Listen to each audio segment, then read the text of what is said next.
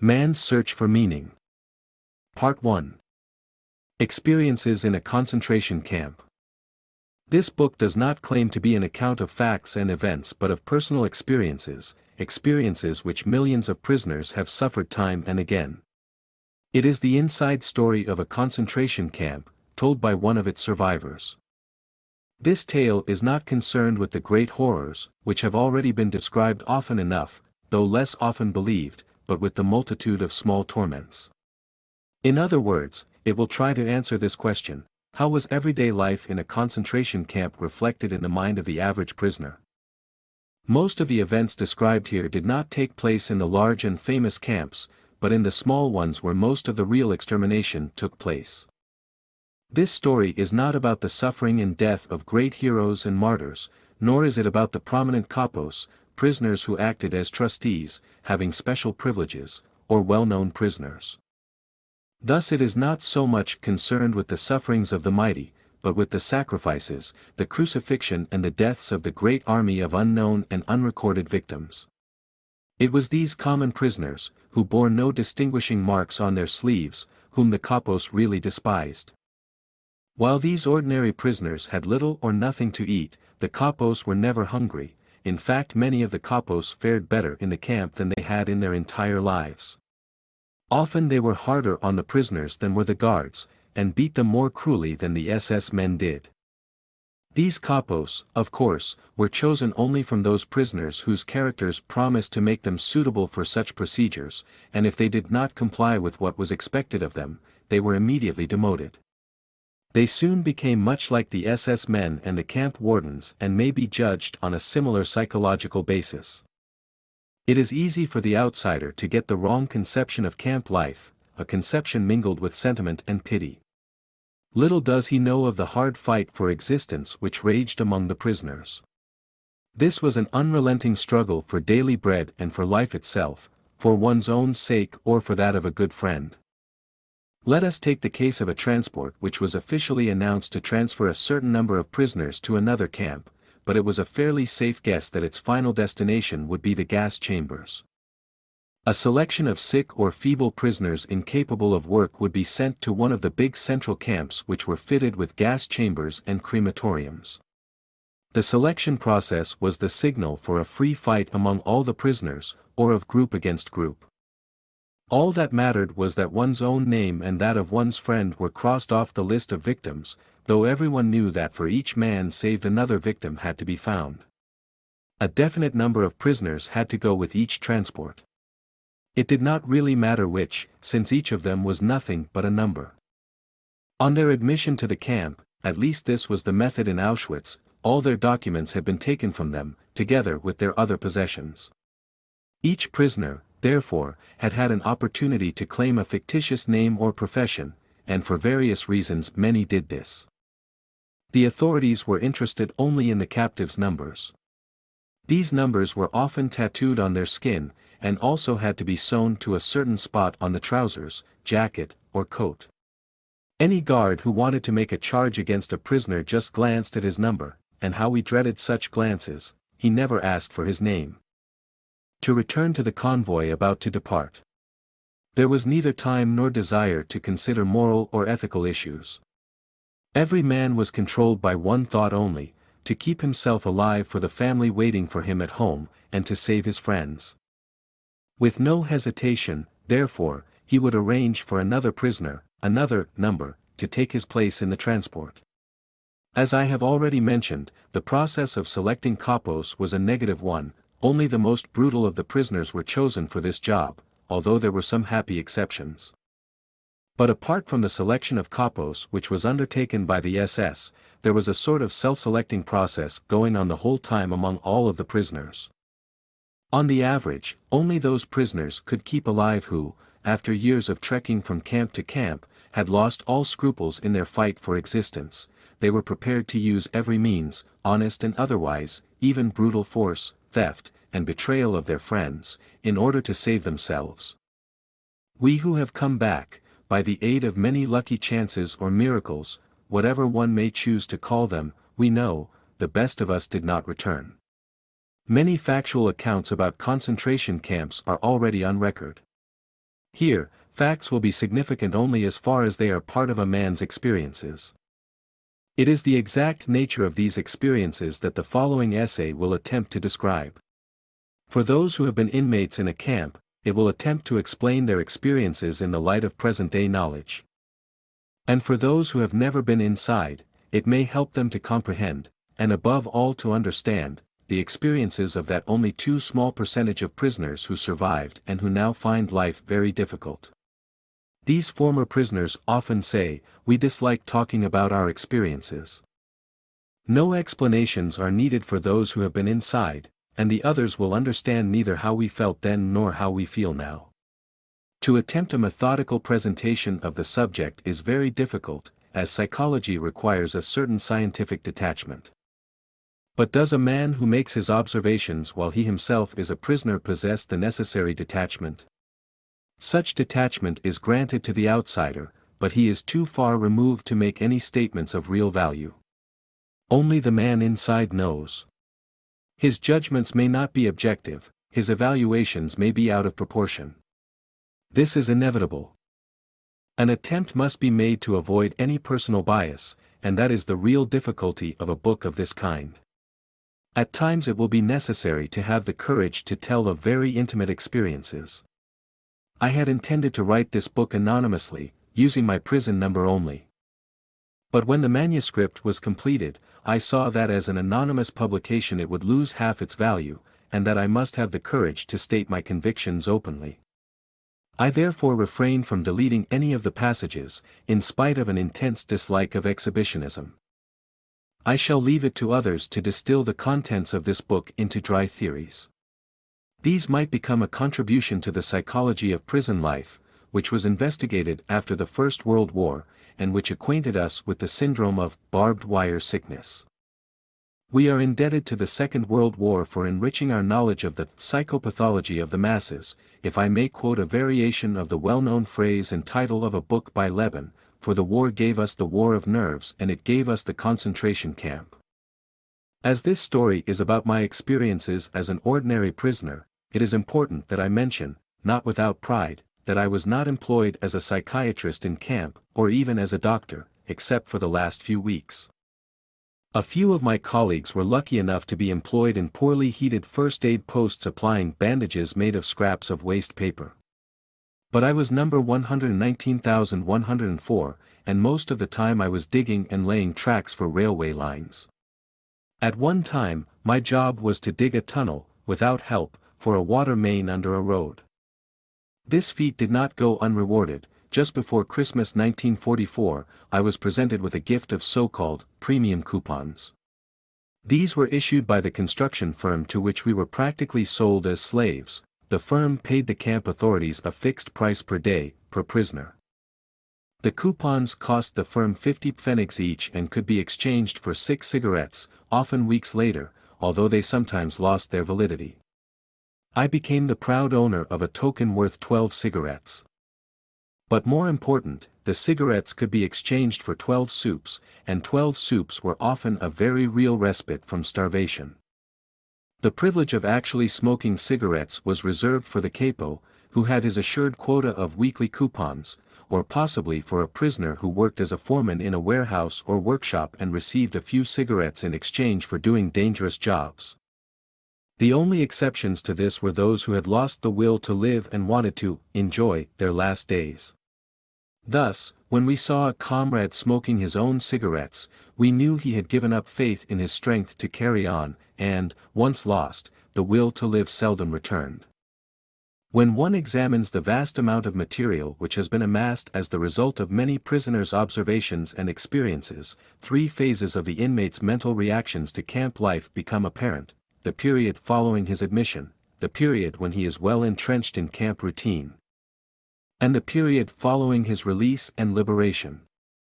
The symptom that characterizes the first phase is shock.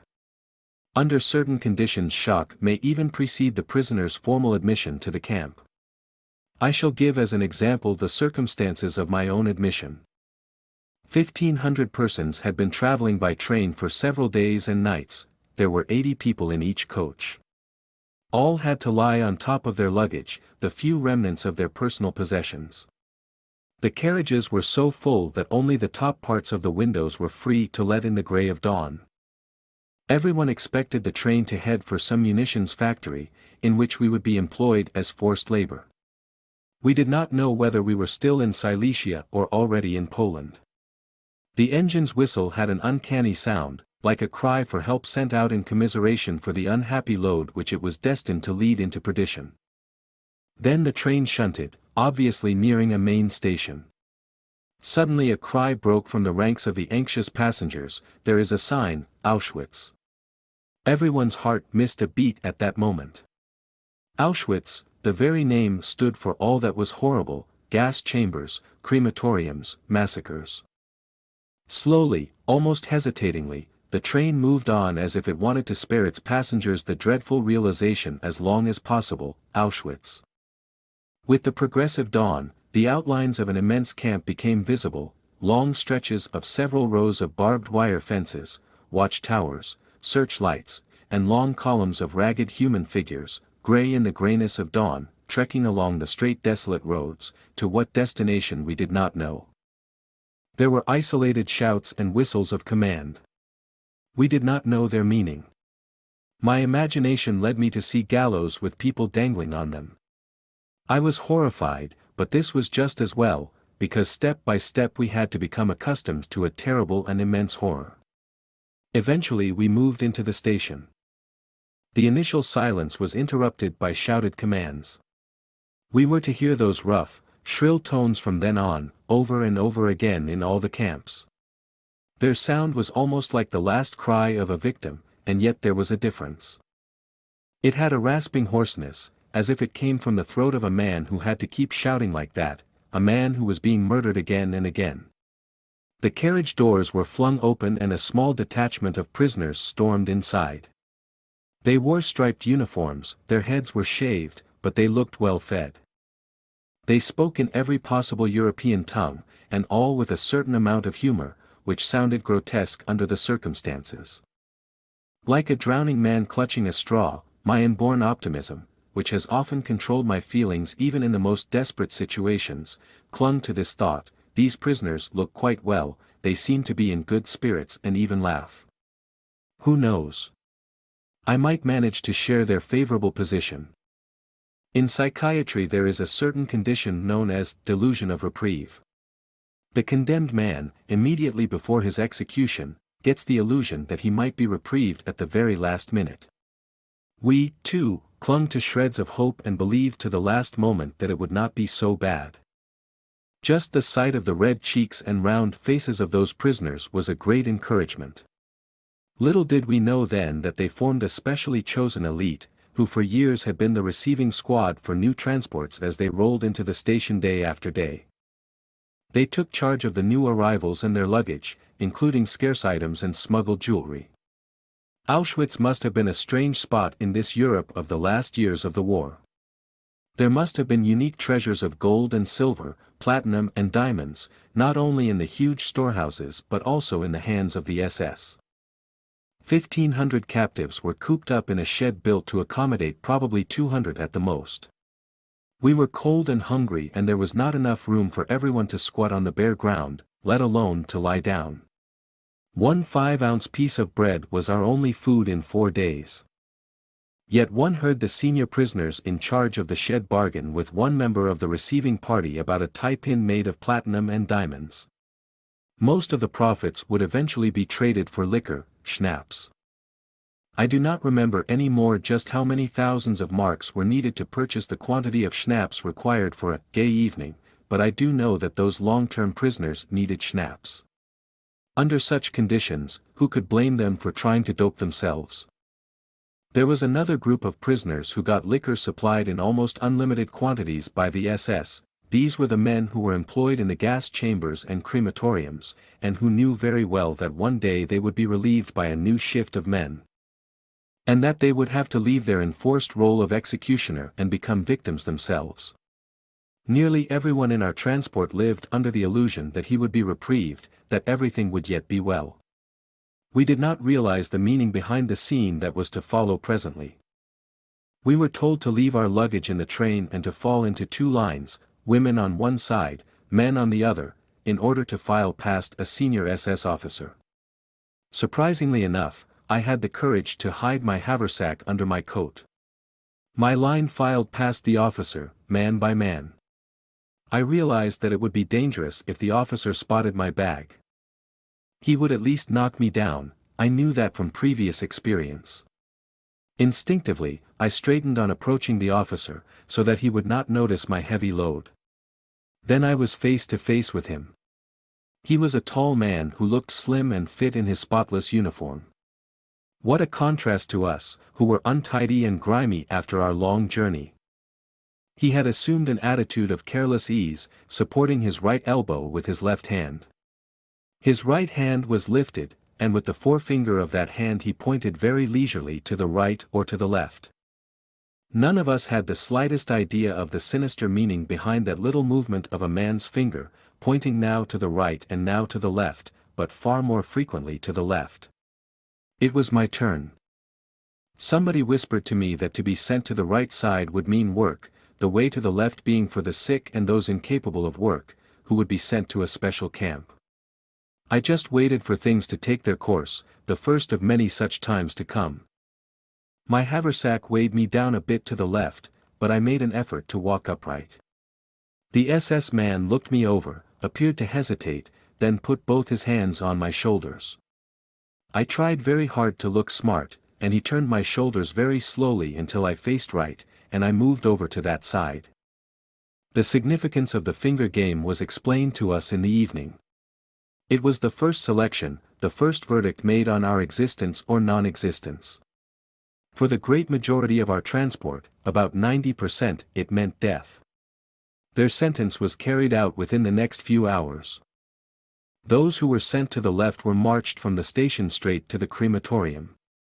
This building, as I was told by someone who worked there, had the word bath written over its doors in several European languages.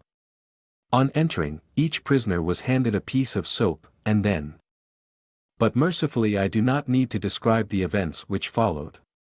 Many accounts have been written about this horror. We who were saved, the minority of our transport, found out the truth in the evening.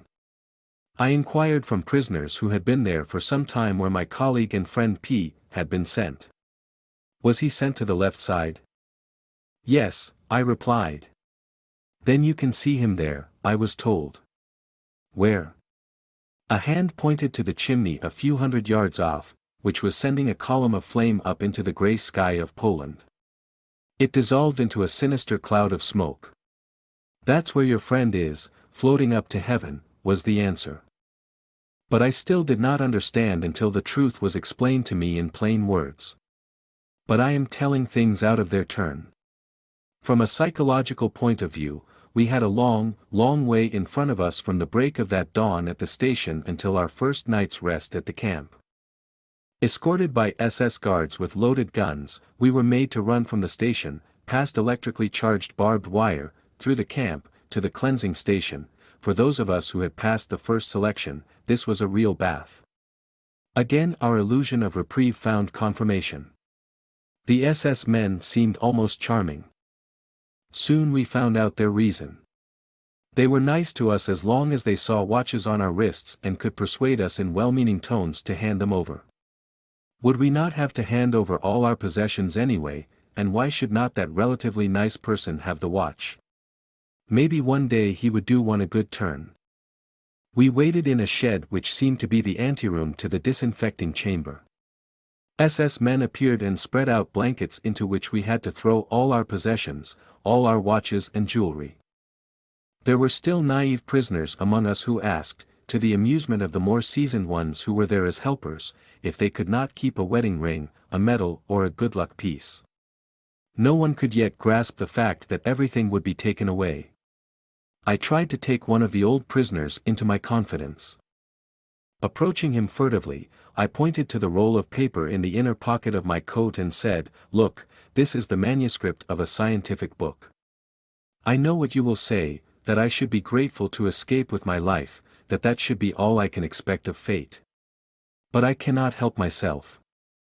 I must keep this manuscript at all costs, it contains my life's work. Do you understand that?" Yes, he was beginning to understand. A grin spread slowly over his face, first piteous, then more amused, mocking, insulting, until he bellowed one word at me in answer to my question, a word that was ever present in the vocabulary of the camp inmates: shit. At that moment I saw the plain truth and did what marked the culminating point of the first phase of my psychological reaction: I struck out my whole former life. Suddenly there was a stir among my fellow travelers, who had been standing about with pale, frightened faces, helplessly debating. Again we heard the hoarsely shouted commands. We were driven with blows into the immediate anteroom of the bath. There we assembled around an SS man who waited until we had all arrived. Then he said, "I will give you 2 minutes, and I shall time you by my watch. In these 2 minutes you will get fully undressed and drop everything on the floor where you are standing. You will take nothing with you except your shoes, your belt or suspenders, and possibly a truss. I am starting to count, now."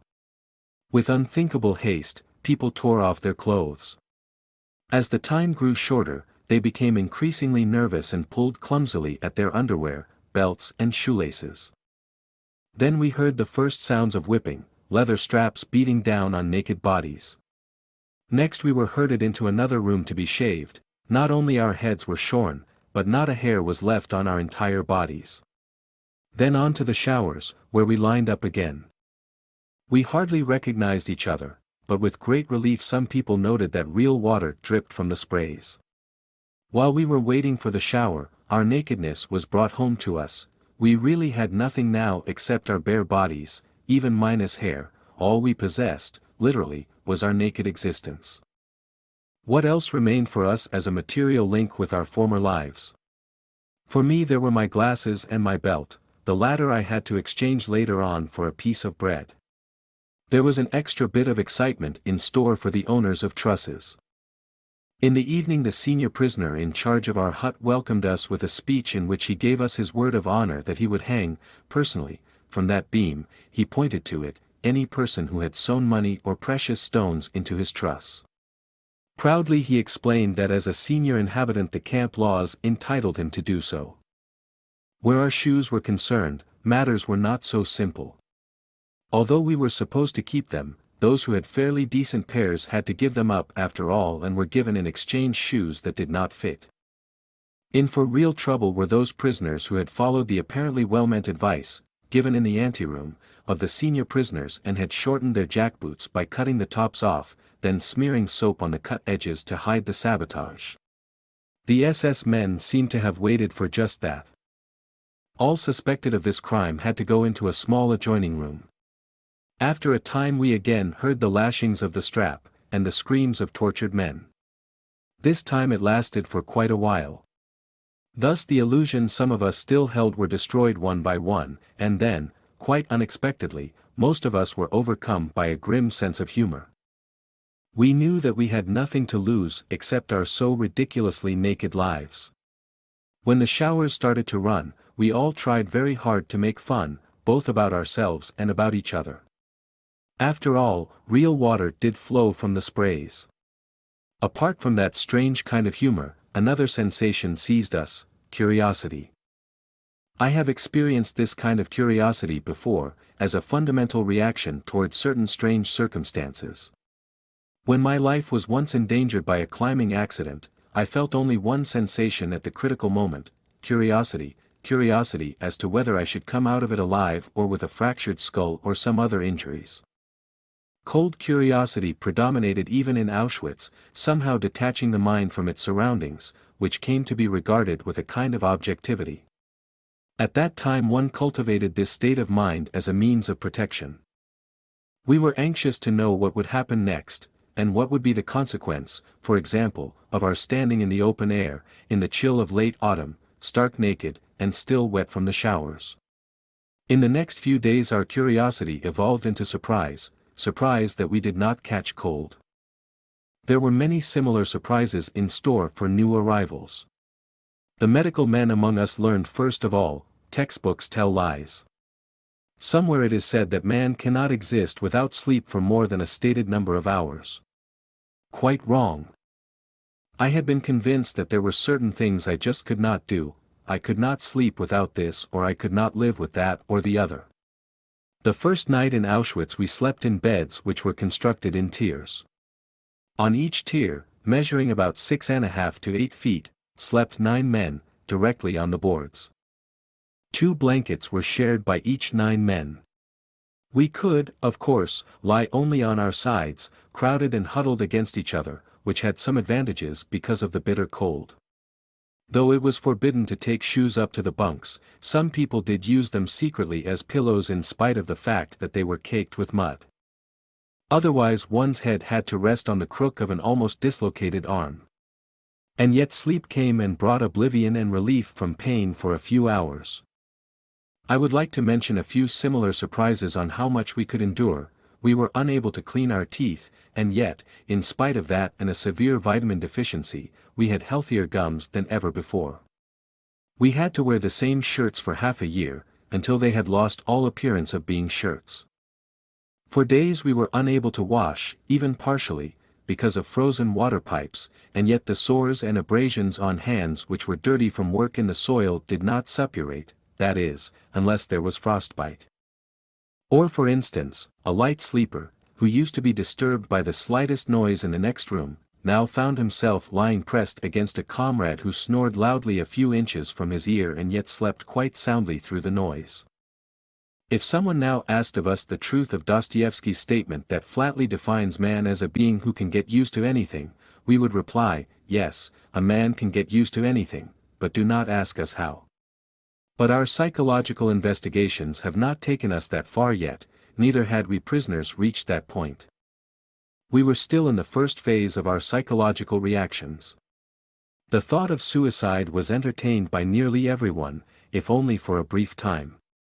It was born of the hopelessness of the situation, the constant danger of death looming over us daily and hourly, and the closeness of the deaths suffered by many of the others. From personal convictions which will be mentioned later, I made myself a firm promise, on my first evening in camp, that I would not run into the wire. This was a phrase used in camp to describe the most popular method of suicide, touching the electrically charged barbed wire fence. It was not entirely difficult for me to make this decision. There was little point in committing suicide, since, for the average inmate, life expectation, calculating objectively and counting all likely chances, was very poor. He could not with any assurance expect to be among the small percentage of men who survived all the selections. The prisoner of Auschwitz, in the first phase of shock, did not fear death. Even the gas chambers lost their horrors for him after the first few days. After all, they spared him the act of committing suicide. Friends whom I have met later have told me that I was not one of those whom the shock of admission greatly depressed. I only smiled, and quite sincerely, when the following episode occurred the morning after our first night in Auschwitz. In spite of strict orders not to leave our blocks, a colleague of mine, who had arrived in Auschwitz several weeks previously, smuggled himself into our hut. He wanted to calm and comfort us and tell us a few things. He had become so thin that at first we did not recognize him. With a show of good humor and a devil-may-care attitude he gave us a few hurried tips. Don't be afraid. Don't fear the selections. Dr. M, the SS medical chief, has a soft spot for doctors. This was wrong, my friend's kindly words were misleading. One prisoner, the doctor of a block of huts and a man of some 60 years, told me how he had entreated Dr. M to let off his son, who was destined for gas. Dr. M coldly refused. But one thing I beg of you, he continued, shave daily, if at all possible, even if you have to use a piece of glass to do it. Even if you have to give your last piece of bread for it. You will look younger and the scraping will make your cheeks look ruddier. If you want to stay alive, there is only one way, look fit for work. If you even limp, because, let us say, you have a small blister on your heel, and an SS man spots this, he will wave you aside and the next day you are sure to be gassed. Do you know what we mean by a Muslim? A man who looks miserable, down and out, sick and emaciated, and who cannot manage hard physical labor any longer. That is a Muslim. Sooner or later, usually sooner, every Muslim goes to the gas chambers. Therefore, remember, shave, stand and walk smartly, then you need not be afraid of gas. All of you standing here, even if you have only been here 24 hours, you need not fear gas, except perhaps you. And then he pointed to me and said, I hope you don't mind my telling you frankly. To the others he repeated, of all of you he is the only one who must fear the next selection. So, don't worry. And I smiled. I am now convinced that anyone in my place on that day would have done the same. I think it was Lessing who once said, there are things which must cause you to lose your reason or you have none to lose. An abnormal reaction to an abnormal situation is normal behavior. Even we psychiatrists expect the reactions of a man to an abnormal situation, such as being committed to an asylum, to be abnormal in proportion to the degree of his normality. The reaction of a man to his admission to a concentration camp also represents an abnormal state of mind, but judged objectively it is a normal and, as will be shown later, typical reaction to the given circumstances. These reactions, as I have described them, began to change in a few days. The prisoner passed from the first to the second phase, the phase of relative apathy in which he achieved a kind of emotional death. Apart from the already described reactions, the newly arrived prisoner experienced the tortures of other most painful emotions, all of which he tried to deaden. First of all, there was his boundless longing for his home and his family. This often could become so acute that he felt himself consumed by longing. Then there was disgust with all the ugliness which surrounded him, even in its mere external forms. Most of the prisoners were given a uniform of rags which would have made a scarecrow elegant by comparison.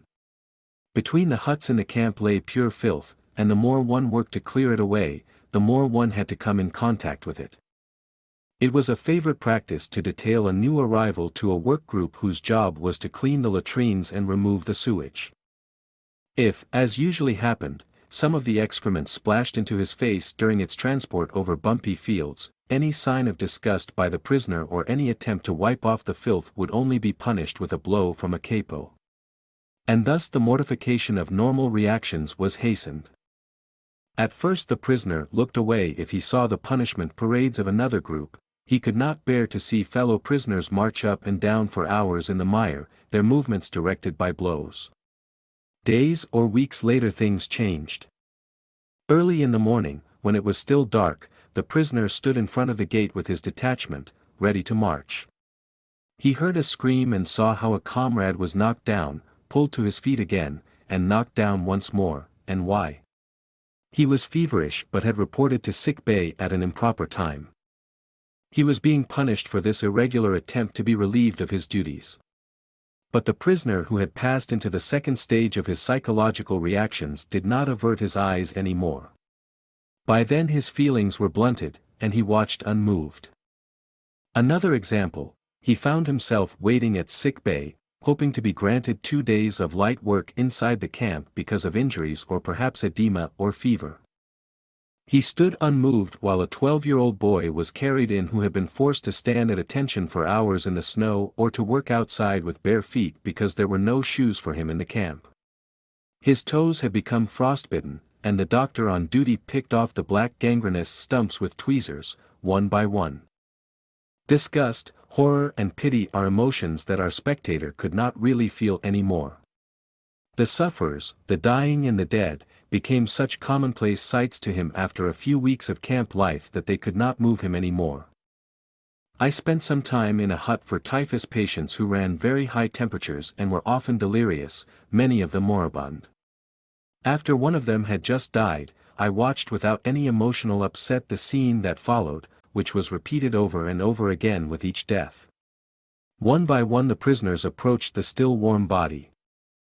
One grabbed the remains of a messy meal of potatoes, another decided that the corpse's wooden shoes were an improvement on his own, and exchanged them. A third man did the same with the dead man's coat, and another was glad to be able to secure some, just imagine, genuine string. All this I watched with unconcern. Eventually I asked the nurse to remove the body.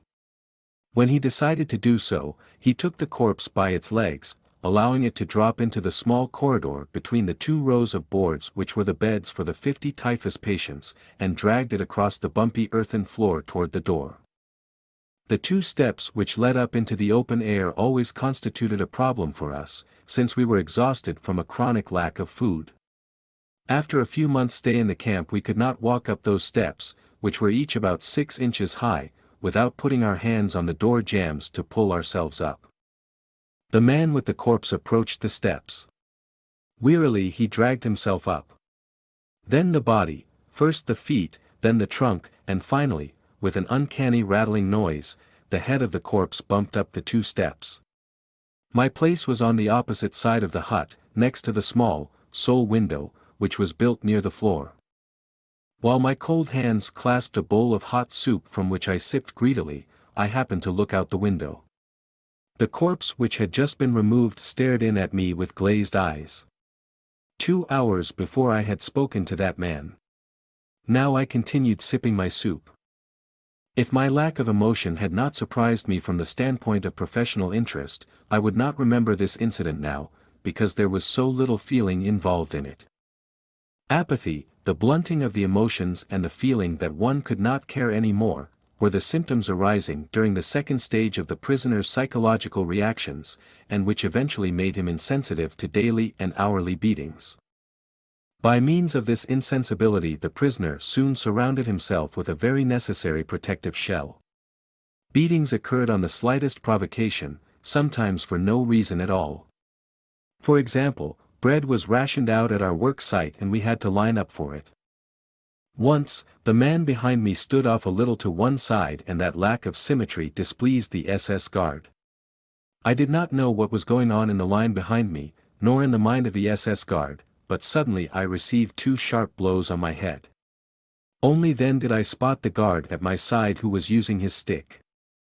At such a moment it is not the physical pain which hurts the most, and this applies to adults as much as to punished children, it is the mental agony caused by the injustice, the unreasonableness of it all. Strangely enough, a blow which does not even find its mark can, under certain circumstances, hurt more than one that finds its mark. Once I was standing on a railway track in a snowstorm. In spite of the weather our party had to keep on working. I worked quite hard at mending the track with gravel, since that was the only way to keep warm. For only one moment I paused to get my breath and to lean on my shovel. Unfortunately the guard turned around just then and thought I was loafing. The pain he caused me was not from any insults or any blows. That guard did not think it worth his while to say anything, not even a swear word, to the ragged, emaciated figure standing before him, which probably reminded him only vaguely of a human form. Instead, he playfully picked up a stone and threw it at me. That, to me, seemed the way to attract the attention of a beast, to call a domestic animal back to its job, a creature with which you have so little in common that you do not even punish it. The most painful part of beatings is the insult which they imply. At one time we had to carry some long, heavy girders over icy tracks. If one man slipped, he endangered not only himself but all the others who carried the same girder. An old friend of mine had a congenitally dislocated hip. He was glad to be capable of working in spite of it, since the physically disabled were almost certainly sent to death when a selection took place. He limped over the track with an especially heavy girder, and seemed about to fall and drag the others with him. As yet, I was not carrying a girder, so I jumped to his assistance without stopping to think. I was immediately hit on the back, rudely reprimanded and ordered to return to my place. A few minutes previously the same guard who struck me had told us deprecatingly that we, pigs, lacked the spirit of comradeship. Another time, in a forest, with the temperature at 2 degrees Fahrenheit, we began to dig up the topsoil, which was frozen hard, in order to lay water pipes. By then I had grown rather weak physically. Along came a foreman with chubby rosy cheeks. His face definitely reminded me of a pig's head. I noticed that he wore lovely warm gloves in that bitter cold. For a time he watched me silently. I felt that trouble was brewing, for in front of me lay the mound of earth which showed exactly how much I had dug. Then he began, "You pig, I have been watching you the whole time. I'll teach you to work, yet. Wait till you dig dirt with your teeth, you'll die like an animal. In 2 days I'll finish you off. You've never done a stroke of work in your life. What were you, swine? A businessman?" I was past caring. But I had to take his threat of killing me seriously, so I straightened up and looked him directly in the eye. "I was a doctor, a specialist." "What? A doctor? I bet you got a lot of money out of people." "As it happens, I did most of my work for no money at all, in clinics for the poor." But, now, I had said too much. He threw himself on me and knocked me down, shouting like a madman. I can no longer remember what he shouted.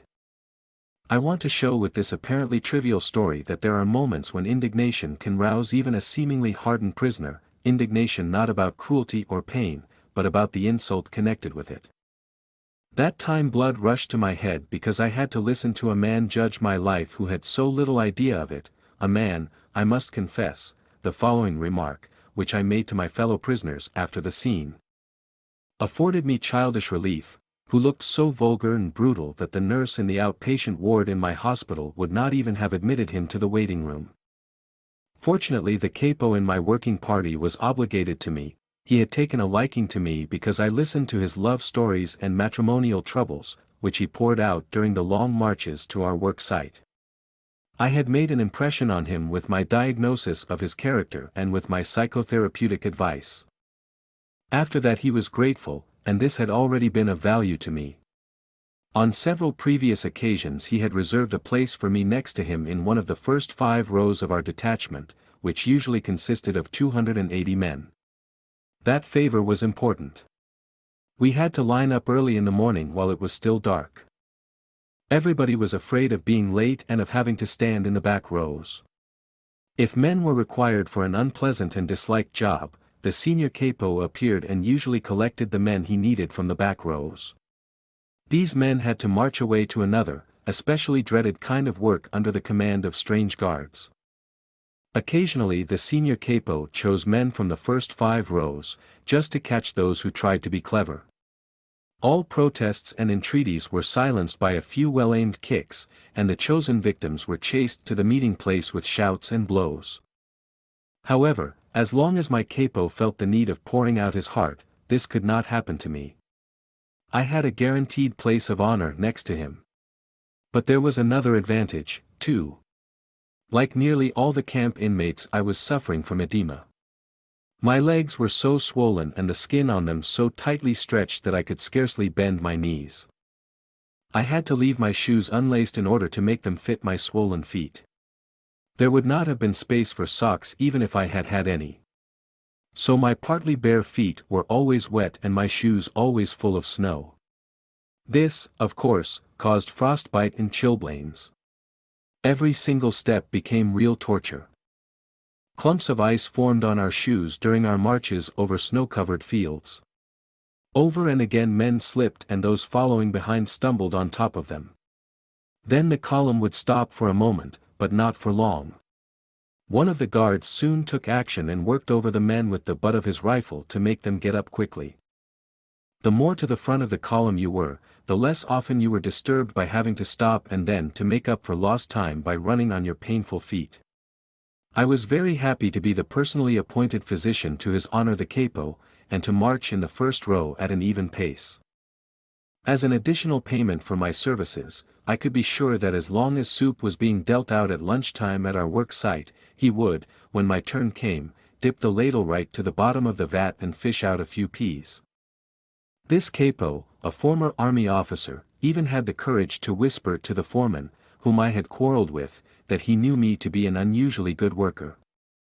That didn't help matters, but he nevertheless managed to save my life, one of the many times it was to be saved. The day after the episode with the foreman he smuggled me into another work party. There were foremen who felt sorry for us and who did their best to ease our situation, at least at the building site. But even they kept on reminding us that an ordinary laborer did several times as much work as we did, and in a shorter time. But they did see reason if they were told that a normal workman did not live on 10.5 ounces of bread, theoretically, actually we often had less, and 1.75 pints of thin soup per day, that a normal laborer did not live under the mental stress we had to submit to, not having news of our families, who had either been sent to another camp or gassed right away, that a normal workman was not threatened by death continuously, daily and hourly. I even allowed myself to say once to a kindly foreman, if you could learn from me how to do a brain operation in as short a time as I am learning this road work from you, I would have great respect for you. And he grinned. Apathy, the main symptom of the second phase, was a necessary mechanism of self-defense. Reality dimmed, and all efforts and all emotions were centered on one task, preserving one's own life and that of the other fellow. It was typical to hear the prisoners, while they were being herded back to camp from their work sites in the evening, sigh with relief and say, "Well, another day is over." It can be readily understood that such a state of strain, coupled with the constant necessity of concentrating on the task of staying alive, forced the prisoner's inner life down to a primitive level. Several of my colleagues in camp who were trained in psychoanalysis often spoke of a regression in the camp inmate, a retreat to a more primitive form of mental life. His wishes and desires became obvious in his dreams. What did the prisoner dream about most frequently? Of bread, cake, cigarettes, and nice warm baths. The lack of having these simple desires satisfied led him to seek wish fulfillment in dreams. Whether these dreams did any good is another matter. The dreamer had to wake from them to the reality of camp life, and to the terrible contrast between that and his dream illusions. I shall never forget how I was roused one night by the groans of a fellow prisoner, who threw himself about in his sleep, obviously having a horrible nightmare. Since I had always been especially sorry for people who suffered from fearful dreams or deliria, I wanted to wake the poor man. Suddenly I drew back the hand which was ready to shake him, frightened at the thing I was about to do. At that moment I became intensely conscious of the fact that no dream, no matter how horrible, could be as bad as the reality of the camp which surrounded us, and to which I was about to recall him. Because of the high degree of undernourishment which the prisoners suffered, it was natural that the desire for food was the major primitive instinct around which mental life centered. Let us observe the majority of prisoners when they happened to work near each other and were, for once, not closely watched. They would immediately start discussing food. One fellow would ask another working next to him in the ditch what his favorite dishes were. Then they would exchange recipes and plan the menu for the day when they would have a reunion, the day in a distant future when they would be liberated and returned home. They would go on, picturing it all in detail, until suddenly a warning was passed down the trench, usually in the form of a special password or number: "The guard is coming." I always regarded the discussions about food as dangerous. Is it not wrong to provoke the organism with such detailed and effective pictures of delicacies when it has somehow managed to adapt itself to extremely small rations and low calories? Though it may afford momentary psychological relief, it is an illusion which physiologically, surely, must not be without danger. During the later part of our imprisonment, the daily ration consisted of very watery soup given out once daily, and the usual small bread ration. In addition to that, there was the so-called extra allowance, consisting of 3/4 of an ounce of margarine, or of a slice of poor quality sausage, or of a little piece of cheese, or a bit of synthetic honey, or a spoonful of watery jam, varying daily. In calories, this diet was absolutely inadequate, especially taking into consideration our heavy manual work and our constant exposure to the cold and inadequate clothing. The sick who were under special care, that is, those who were allowed to lie in the huts instead of leaving the camp for work, were even worse off. When the last layers of subcutaneous fat had vanished, and we looked like skeletons disguised with skin and rags, we could watch our bodies beginning to devour themselves. The organism digested its own protein, and the muscles disappeared. Then the body had no powers of resistance left. One after another the members of the little community in our hut died. Each of us could calculate with fair accuracy whose turn would be next, and when his own would come. After many observations we knew the symptoms well: which made the correctness of our prognosis quite certain. "He won't last long," or, "This is the next one," we whispered to each other, and when, during our daily search for lice, we saw our own naked bodies in the evening, we thought alike, "This body here, my body, is really a corpse already. What has become of me? I am but a small portion of a great mass of human flesh. Of a mass behind barbed wire, crowded into a few earthen huts, a mass of which daily a certain portion begins to rot because it has become lifeless." I mentioned above how unavoidable were the thoughts about food and favorite dishes which forced themselves into the consciousness of the prisoner, whenever he had a moment to spare. Perhaps it can be understood, then, that even the strongest of us was longing for the time when he would have fairly good food again, not for the sake of good food itself, but for the sake of knowing that the subhuman existence, which had made us unable to think of anything other than food, would at last cease. Those who have not gone through a similar experience can hardly conceive of the soul-destroying mental conflict and clashes of will-power which a famished man experiences.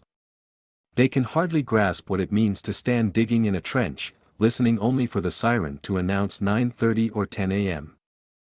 The half-hour lunch interval, when bread would be rationed out, as long as it was still available, repeatedly asking the foreman, if he wasn't a disagreeable fellow, what the time was, and tenderly touching a piece of bread in one's coat pocket, first stroking it with frozen gloveless fingers, then breaking off a crumb and putting it in one's mouth, and finally, with the last bit of willpower, pocketing it again, having promised oneself that morning to hold out till afternoon. We could hold endless debates on the sense or nonsense of certain methods of dealing with the small bread ration, which was given out only once daily during the latter part of our confinement. There were two schools of thought. One was in favor of eating up the ration immediately. This had the twofold advantage of satisfying the worst hunger pangs for a very short time at least once a day, and of safeguarding against possible theft or loss of the ration. The second group, which held with dividing the ration up, used different arguments. I finally joined their ranks. The most ghastly moment of the 24 hours of camp life was the awakening, when, at a still nocturnal hour, the 3 shrill blows of a whistle tore us pitilessly from our exhausted sleep and from the longings in our dreams. We then began the tussle with our wet shoes, into which we could scarcely force our feet, which were sore and swollen with edema. And there were the usual moans and groans about petty troubles, such as the snapping of wires which replaced shoelaces. One morning I heard someone, whom I knew to be brave and dignified, cry like a child because he finally had to go to the snowy marching grounds in his bare feet, as his shoes were too shrunken for him to wear. In those ghastly minutes, one found a little bit of comfort, a small piece of bread which I drew out of my pocket and munched with absorbed delight. Undernourishment, besides being the cause of the general preoccupation with food, probably also explains the fact that the sexual urge was generally absent. Apart from the initial effects of shock, this appears to be the only explanation of a phenomenon which a psychologist was bound to observe in those all-male camps, that, as opposed to all other strictly male establishments, such as army barracks, there was little sexual perversion. Even in his dreams the prisoner did not seem to concern himself with sex, although his frustrated emotions and his finer, higher feelings did find definite expression in them. With the majority of the prisoners, the primitive life and the effort of having to concentrate on just saving one's skin led to a total disregard of anything not serving that purpose, and explained the prisoner's complete lack of sentiment.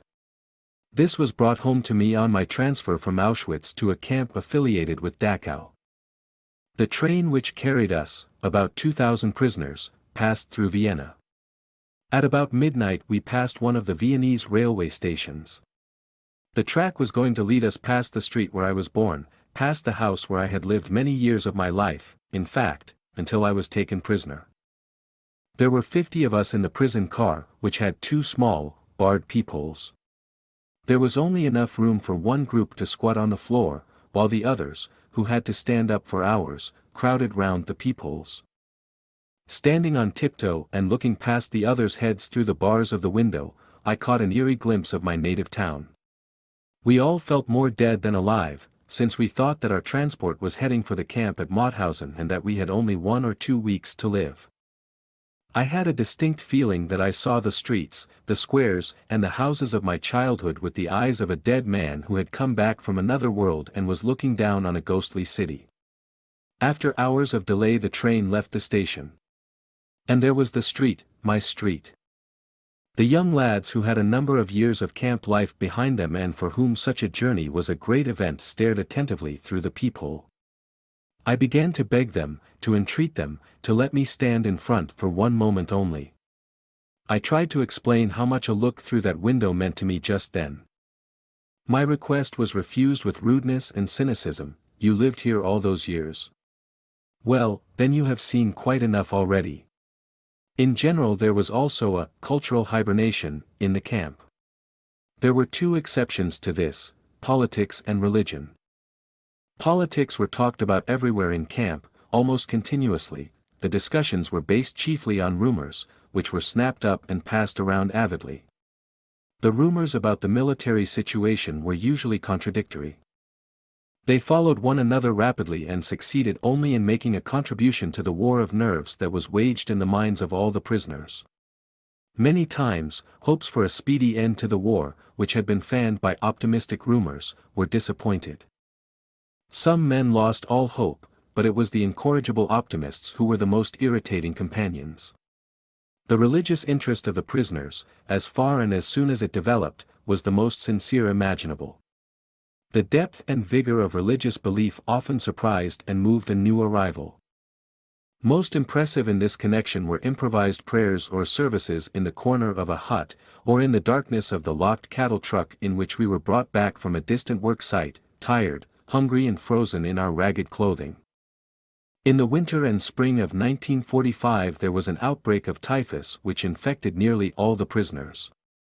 The mortality was great among the weak, who had to keep on with their hard work as long as they possibly could. The quarters for the sick were most inadequate, there were practically no medicines or attendants. Some of the symptoms of the disease were extremely disagreeable, an irrepressible aversion to even a scrap of food, which was an additional danger to life, and terrible attacks of delirium. The worst case of delirium was suffered by a friend of mine who thought that he was dying and wanted to pray. In his delirium he could not find the words to do so. To avoid these attacks of delirium, I tried, as did many of the others, to keep awake for most of the night. For hours I composed speeches in my mind. Eventually I began to reconstruct the manuscript which I had lost in the disinfection chamber of Auschwitz, and scribbled the key words in shorthand on tiny scraps of paper. Occasionally a scientific debate developed in camp. Once I witnessed something I had never seen, even in my normal life, although it lay somewhat near my own professional interests, a spiritualistic séance. I had been invited to attend by the camp's chief doctor, also a prisoner, who knew that I was a specialist in psychiatry. The meeting took place in his small, private room in the sick quarters. A small circle had gathered, among them, quite illegally, the warrant officer from the sanitation squad. One man began to invoke the spirits with a kind of prayer. The camp's clerk sat in front of a blank sheet of paper, without any conscious intention of writing. During the next 10 minutes, after which time the séance was terminated because of the medium's failure to conjure the spirits to appear, his pencil slowly drew lines across the paper, forming quite legibly VAEV. It was asserted that the clerk had never learned Latin and that he had never before heard the words, Vi Victis, woe to the vanquished. In my opinion he must have heard them once in his life, without recollecting them, and they must have been available to the spirit of his subconscious mind, at that time, a few months before our liberation and the end of the war. In spite of all the enforced physical and mental primitiveness of the life in a concentration camp, it was possible for spiritual life to deepen. Sensitive people who were used to a rich intellectual life may have suffered much pain, they were often of a delicate constitution, but the damage to their inner selves was less. They were able to retreat from their terrible surroundings to a life of inner riches and spiritual freedom. Only in this way can one explain the apparent paradox that some prisoners of a less hardy makeup often seem to survive camp life better than did those of a robust nature. In order to make myself clear, I am forced to fall back on personal experience. Let me tell what happened on those early mornings when we had to march to our work site. There were shouted commands: detachment, forward march. Left, 2-3-4.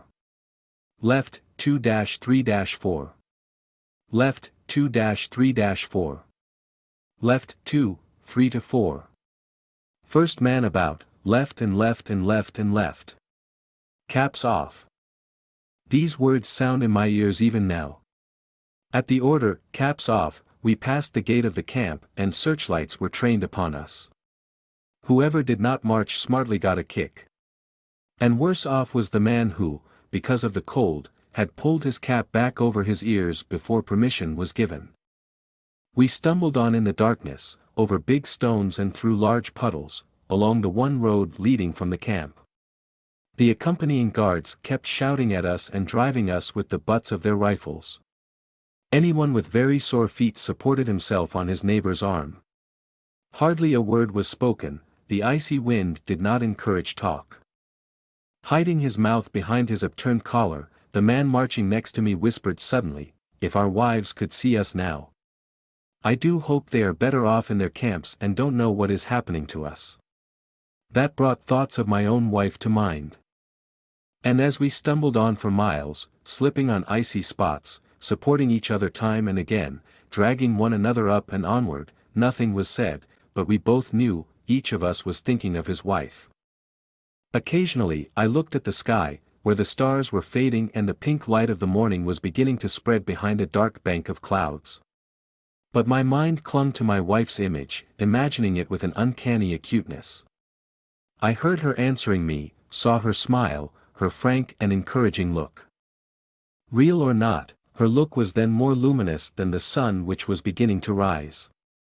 A thought transfixed me. For the first time in my life I saw the truth as it is set into song by so many poets, proclaimed as the final wisdom by so many thinkers.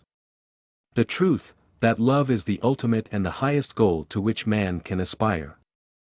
Then I grasped the meaning of the greatest secret that human poetry and human thought and belief have to impart: the salvation of man is through love and in love. I understood how a man who has nothing left in this world still may know bliss, be it only for a brief moment, in the contemplation of his beloved.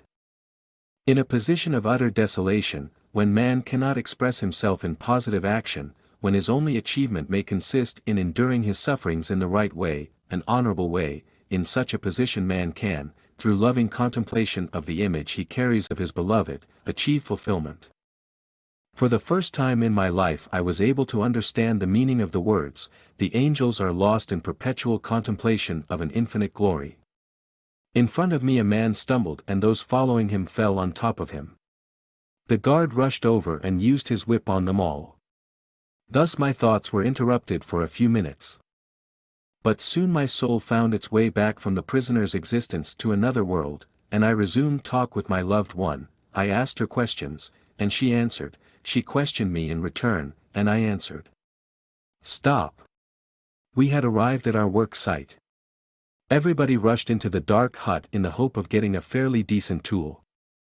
Each prisoner got a spade or a pickaxe. "Can't you hurry up, you pigs?" Soon we had resumed the previous day's positions in the ditch.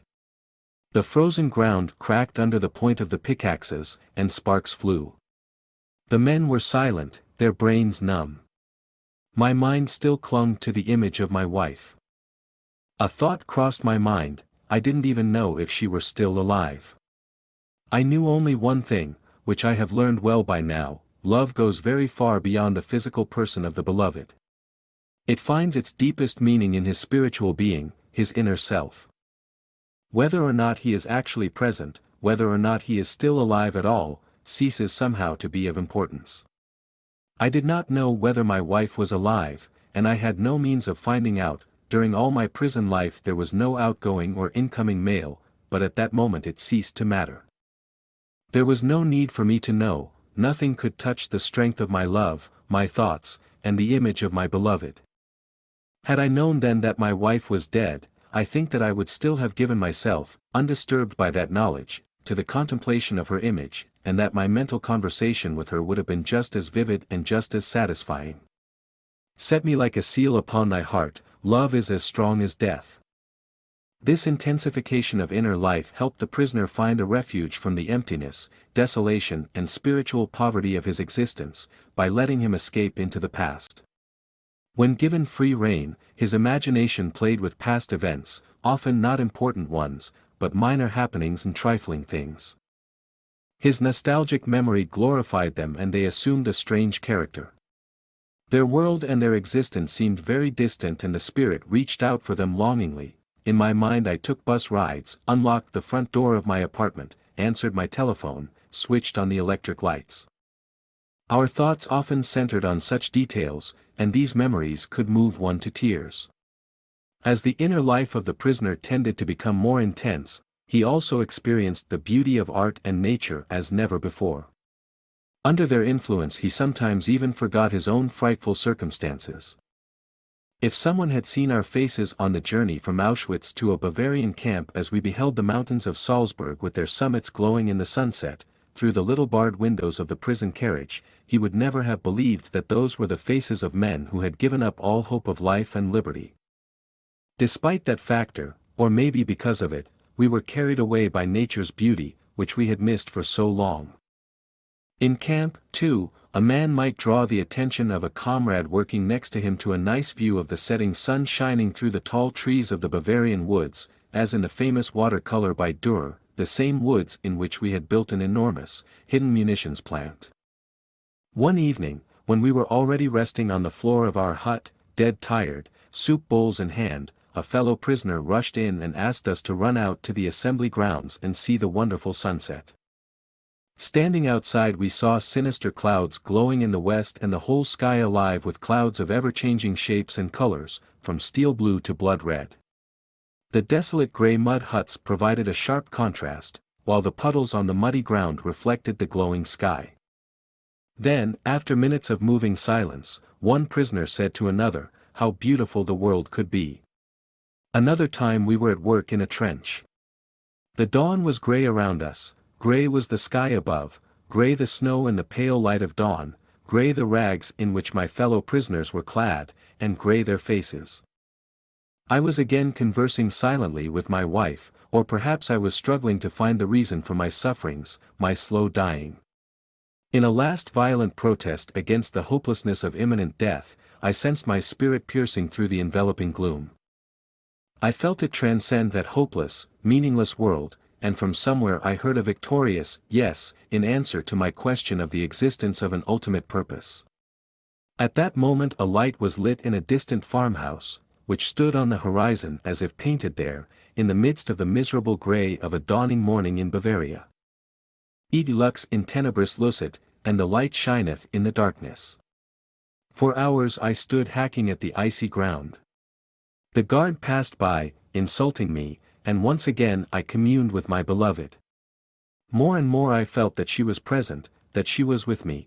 I had the feeling that I was able to touch her, able to stretch out my hand and grasp hers.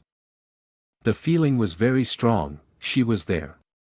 Then, at that very moment, a bird flew down silently and perched just in front of me, on the heap of soil which I had dug up from the ditch, and looked steadily at me. Earlier, I mentioned art. Is there such a thing in a concentration camp? It rather depends on what one chooses to call art. A kind of cabaret was improvised from time to time. A hut was cleared temporarily, a few wooden benches were pushed or nailed together and a program was drawn up. In the evening those who had fairly good positions in camp, the kapos and the workers who did not have to leave camp on distant marches, assembled there. They came to have a few laughs or perhaps to cry a little, anyway, to forget. There were songs, poems, jokes, some with underlying satire regarding the camp. All were meant to help us forget, and they did help. The gatherings were so effective that a few ordinary prisoners went to see the cabaret in spite of their fatigue even though they missed their daily portion of food by going. During the half-hour lunch interval when soup, which the contractors paid for and for which they did not spend much, was ladled out at our work site, we were allowed to assemble in an unfinished engine room. On entering, everyone got a ladleful of the watery soup. While we sipped it greedily, a prisoner climbed onto a tub and sang Italian arias. We enjoyed the songs, and he was guaranteed a double helping of soup, straight from the bottom, that meant with peas. Rewards were given in camp not only for entertainment, but also for applause. I, for example, could have found protection. How lucky I was never in need of it. From the camp's most dreaded capo, who for more than one good reason was known as the murderous capo. This is how it happened. One evening I had the great honor of being invited again to the room where the spiritualistic séance had taken place.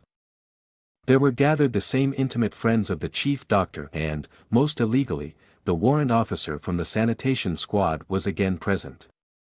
The murderous capo entered the room by chance, and he was asked to recite one of his poems, which had become famous, or infamous, in camp. He did not need to be asked twice and quickly produced a kind of diary from which he began to read samples of his art. I bit my lips till they hurt in order to keep from laughing at one of his love poems, and very likely that saved my life. Since I was also generous with my applause, my life might have been saved even had I been detailed to his working party to which I had previously been assigned for one day, a day that was quite enough for me. It was useful, anyway, to be known to the murderous capo from a favorable angle. So I applauded as hard as I could. Generally speaking, of course, any pursuit of art in camp was somewhat grotesque. I would say that the real impression made by anything connected with art arose only from the ghost-like contrast between the performance and the background of desolate camp life. I shall never forget how I awoke from the deep sleep of exhaustion on my second night in Auschwitz, roused by music. The senior warden of the hut had some kind of celebration in his room, which was near the entrance of the hut. Tipsy voices bawled some hackneyed tunes. Suddenly there was a silence and into the night a violin sang a desperately sad tango, an unusual tune not spoiled by frequent playing. The violin wept and a part of me wept with it, for on that same day someone had a 24th birthday. That someone lay in another part of the Auschwitz camp, possibly only a few hundred or 1,000 yards away, and yet completely out of reach. That someone was my wife. To discover that there was any semblance of art in a concentration camp must be surprise enough for an outsider, but he may be even more astonished to hear that one could find a sense of humor there as well, of course, only the faint trace of one, and then only for a few seconds or minutes. Humor was another of the soul's weapons in the fight for self-preservation. It is well known that humor, more than anything else in the human makeup, can afford an aloofness and an ability to rise above any situation, even if only for a few seconds. I practically trained a friend of mine who worked next to me on the building site to develop a sense of humor. I suggested to him that we would promise each other to invent at least one amusing story daily, about some incident that could happen one day after our liberation. He was a surgeon and had been an assistant on the staff of a large hospital. So I once tried to get him to smile by describing to him how he would be unable to lose the habits of camp life when he returned to his former work. On the building site, especially when the supervisor made his tour of inspection, the foreman encouraged us to work faster by shouting, "Action! Action!" I told my friend, "One day you will be back in the operating room, performing a big abdominal operation. Suddenly an orderly will rush in announcing the arrival of the senior surgeon by shouting, 'Action! Action!'" Sometimes the other men invented amusing dreams about the future, such as forecasting that during a future dinner engagement they might forget themselves when the soup was served and beg the hostess to ladle it from the bottom. The attempt to develop a sense of humor and to see things in a humorous light is some kind of a trick learned while mastering the art of living. Yet it is possible to practice the art of living even in a concentration camp, although suffering is omnipresent. To draw an analogy, a man's suffering is similar to the behavior of gas. If a certain quantity of gas is pumped into an empty chamber, it will fill the chamber completely and evenly, no matter how big the chamber. Thus suffering completely fills the human soul and conscious mind, no matter whether the suffering is great or little. Therefore the size of human suffering is absolutely relative. It also follows that a very trifling thing can cause the greatest of joys. Take as an example something that happened on our journey from Auschwitz to the camp affiliated with Dachau. We had all been afraid that our transport was heading for the Mauthausen camp. We became more and more tense as we approached a certain bridge over the Danube which the train would have to cross to reach Mauthausen, according to the statement of experienced traveling companions. Those who have never seen anything similar cannot possibly imagine the dance of joy performed in the carriage by the prisoners when they saw that our transport was not crossing the bridge and was instead heading only for Dachau. And again, what happened on our arrival in that camp, after a journey lasting 2 days and 3 nights? There had not been enough room for everybody to crouch on the floor of the carriage at the same time. The majority of us had to stand all the way, while a few took turns at squatting on the scanty straw which was soaked with human urine. When we arrived, the first important news that we heard from older prisoners was that this comparatively small camp, its population was 2,500, had no oven, no crematorium, no gas. That meant that a person who had become a Muslim could not be taken straight to the gas chamber, but would have to wait until a so-called sick convoy had been arranged to return to Auschwitz. This joyful surprise put us all in a good mood. The wish of the senior warden of our hut in Auschwitz had come true. We had come, as quickly as possible, to a camp which did not have a chimney, unlike Auschwitz. We laughed and cracked jokes in spite of, and during, all we had to go through in the next few hours. When we knew arrivals were counted, one of us was missing. So we had to wait outside in the rain and cold wind until the missing man was found. He was at last discovered in a hut, where he had fallen asleep from exhaustion. Then the roll call was turned into a punishment parade. All through the night and late into the next morning, we had to stand outside, frozen and soaked to the skin after the strain of our long journey. And yet we were all very pleased. There was no chimney in this camp and Auschwitz was a long way off. Another time we saw a group of convicts pass our work site. How obvious the relativity of all suffering appeared to us then. We envied those prisoners their relatively well-regulated, secure and happy life. They surely had regular opportunities to take baths, we thought sadly. They surely had toothbrushes and clothes brushes, mattresses, a separate one for each of them, and monthly mail bringing them news of the whereabouts of their relatives, or at least of whether they were still alive or not. We had lost all that a long time ago. And how we envied those of us who had the opportunity to get into a factory and work in a sheltered room. It was everyone's wish to have such a life-saving piece of luck. The scale of relative luck extends even further. Even among those detachments outside the camp, in one of which I was a member, there were some units which were considered worse than others. One could envy a man who did not have to wade in deep, muddy clay on a steep slope emptying the tubs of a small field railway for 12 hours daily. Most of the daily accidents occurred on this job, and they were often fatal. In other work parties the foreman maintained an apparently local tradition of dealing out numerous blows, which made us talk of the relative luck of not being under their command, or perhaps of being under it only temporarily. Once, by an unlucky chance, I got into such a group.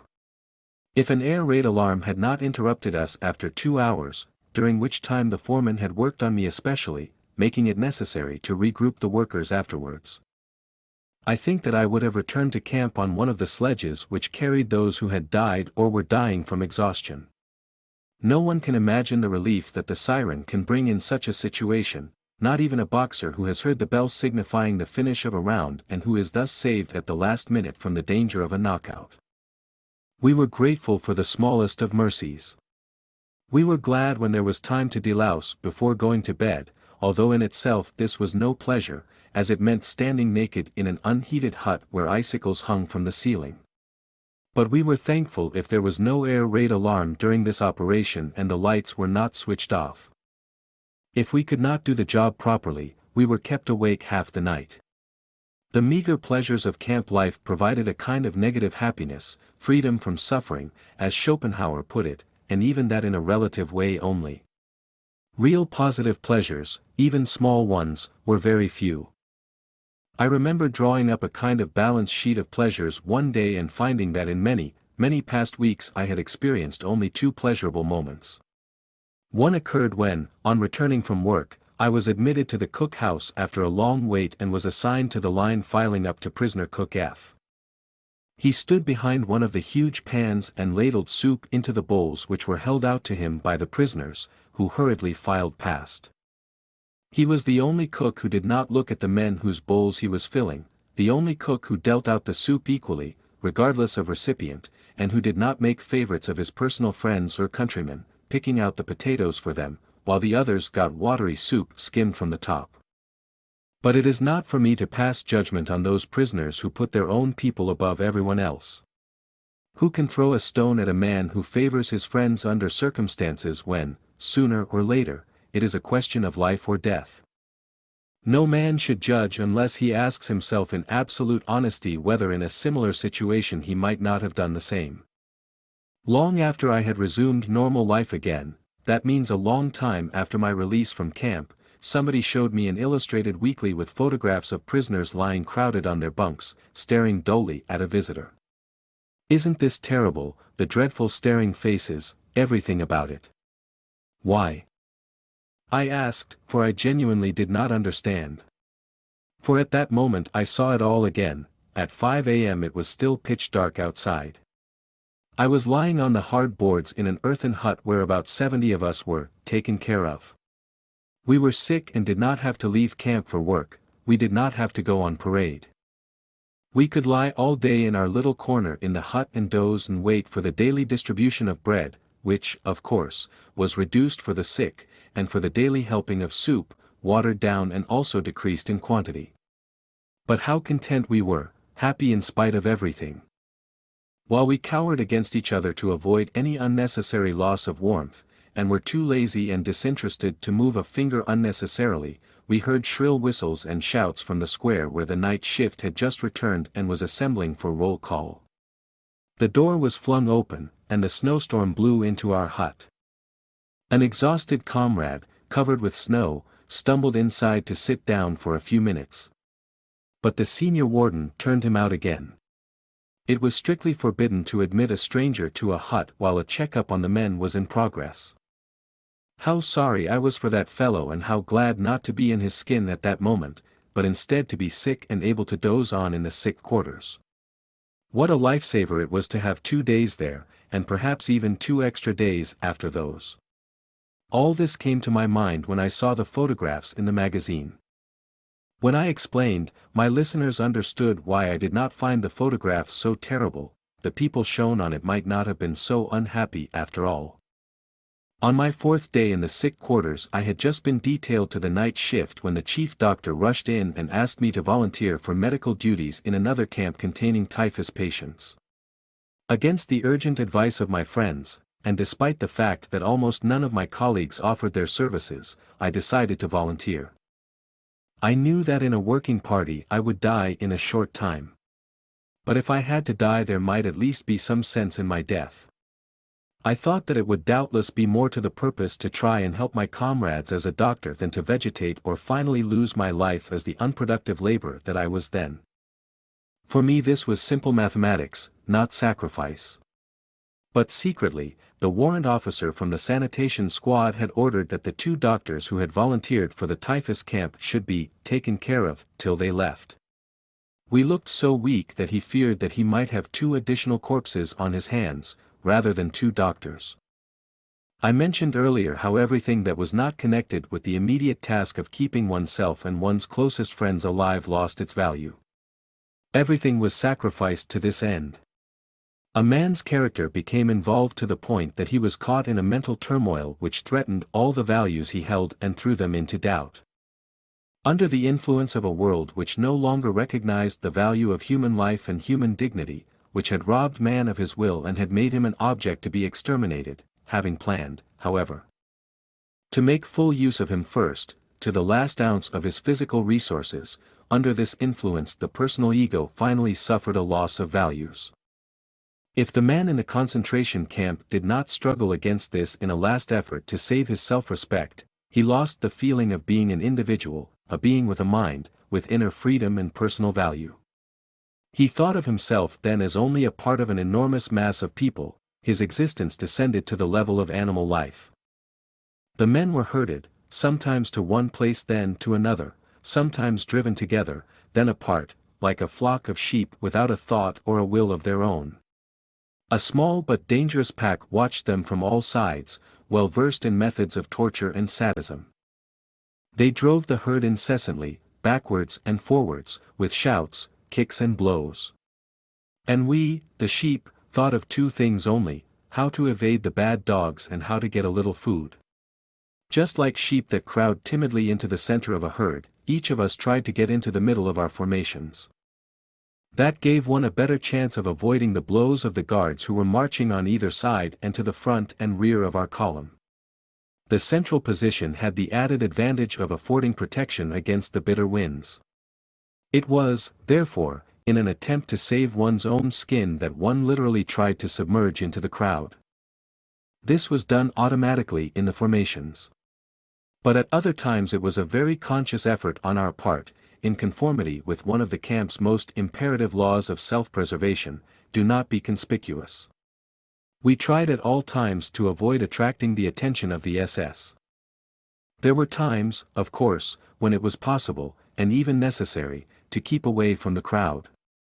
It is well known that an enforced community life, in which attention is paid to everything one does at all times, may result in an irresistible urge to get away, at least for a short while. The prisoner craved to be alone with himself and his thoughts. He yearned for privacy and for solitude. After my transportation to a so-called rest camp, I had the rare fortune to find solitude for about 5 minutes at a time. Behind the earthen hut where I worked and in which were crowded about 50 delirious patients, there was a quiet spot in a corner of the double fence of barbed wire surrounding the camp. A tent had been improvised there with a few poles and branches of trees in order to shelter a half-dozen corpses, the daily death rate in the camp. There was also a shaft leading to the water pipes. I squatted on the wooden lid of this shaft whenever my services were not needed. I just sat and looked out at the green flowering slopes and the distant blue hills of the Bavarian landscape, framed by the meshes of barbed wire. I dreamed longingly, and my thoughts wandered north and northeast, in the direction of my home, but I could only see clouds. The corpses near me, crawling with lice, did not bother me. Only the steps of passing guards could rouse me from my dreams, or perhaps it would be a call to the sick bay or to collect a newly arrived supply of medicine for my hut, consisting of perhaps 5 or 10 tablets of aspirin, to last for several days for 50 patients. I collected them and then did my rounds, feeling the patients' pulses and giving half tablets to the serious cases. But the desperately ill received no medicine.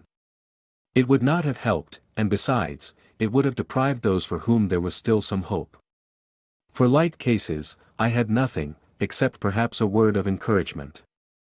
In this way I dragged myself from patient to patient, though I myself was weak and exhausted from a serious attack of typhus. Then I went back to my lonely place on the wood cover of the water shaft. This shaft, incidentally, once saved the lives of 3 fellow prisoners. Shortly before liberation, mass transports were organized to go to Dachau, and these 3 prisoners wisely tried to avoid the trip. They climbed down the shaft and hid there from the guards. I calmly sat on the lid, looking innocent and playing a childish game of throwing pebbles at the barbed wire. On spotting me, the guard hesitated for a moment, but then passed on. Soon I could tell the 3 men below that the worst danger was over. It is very difficult for an outsider to grasp how very little value was placed on human life in camp. The camp inmate was hardened, but possibly became more conscious of this complete disregard of human existence when a convoy of sick men was arranged.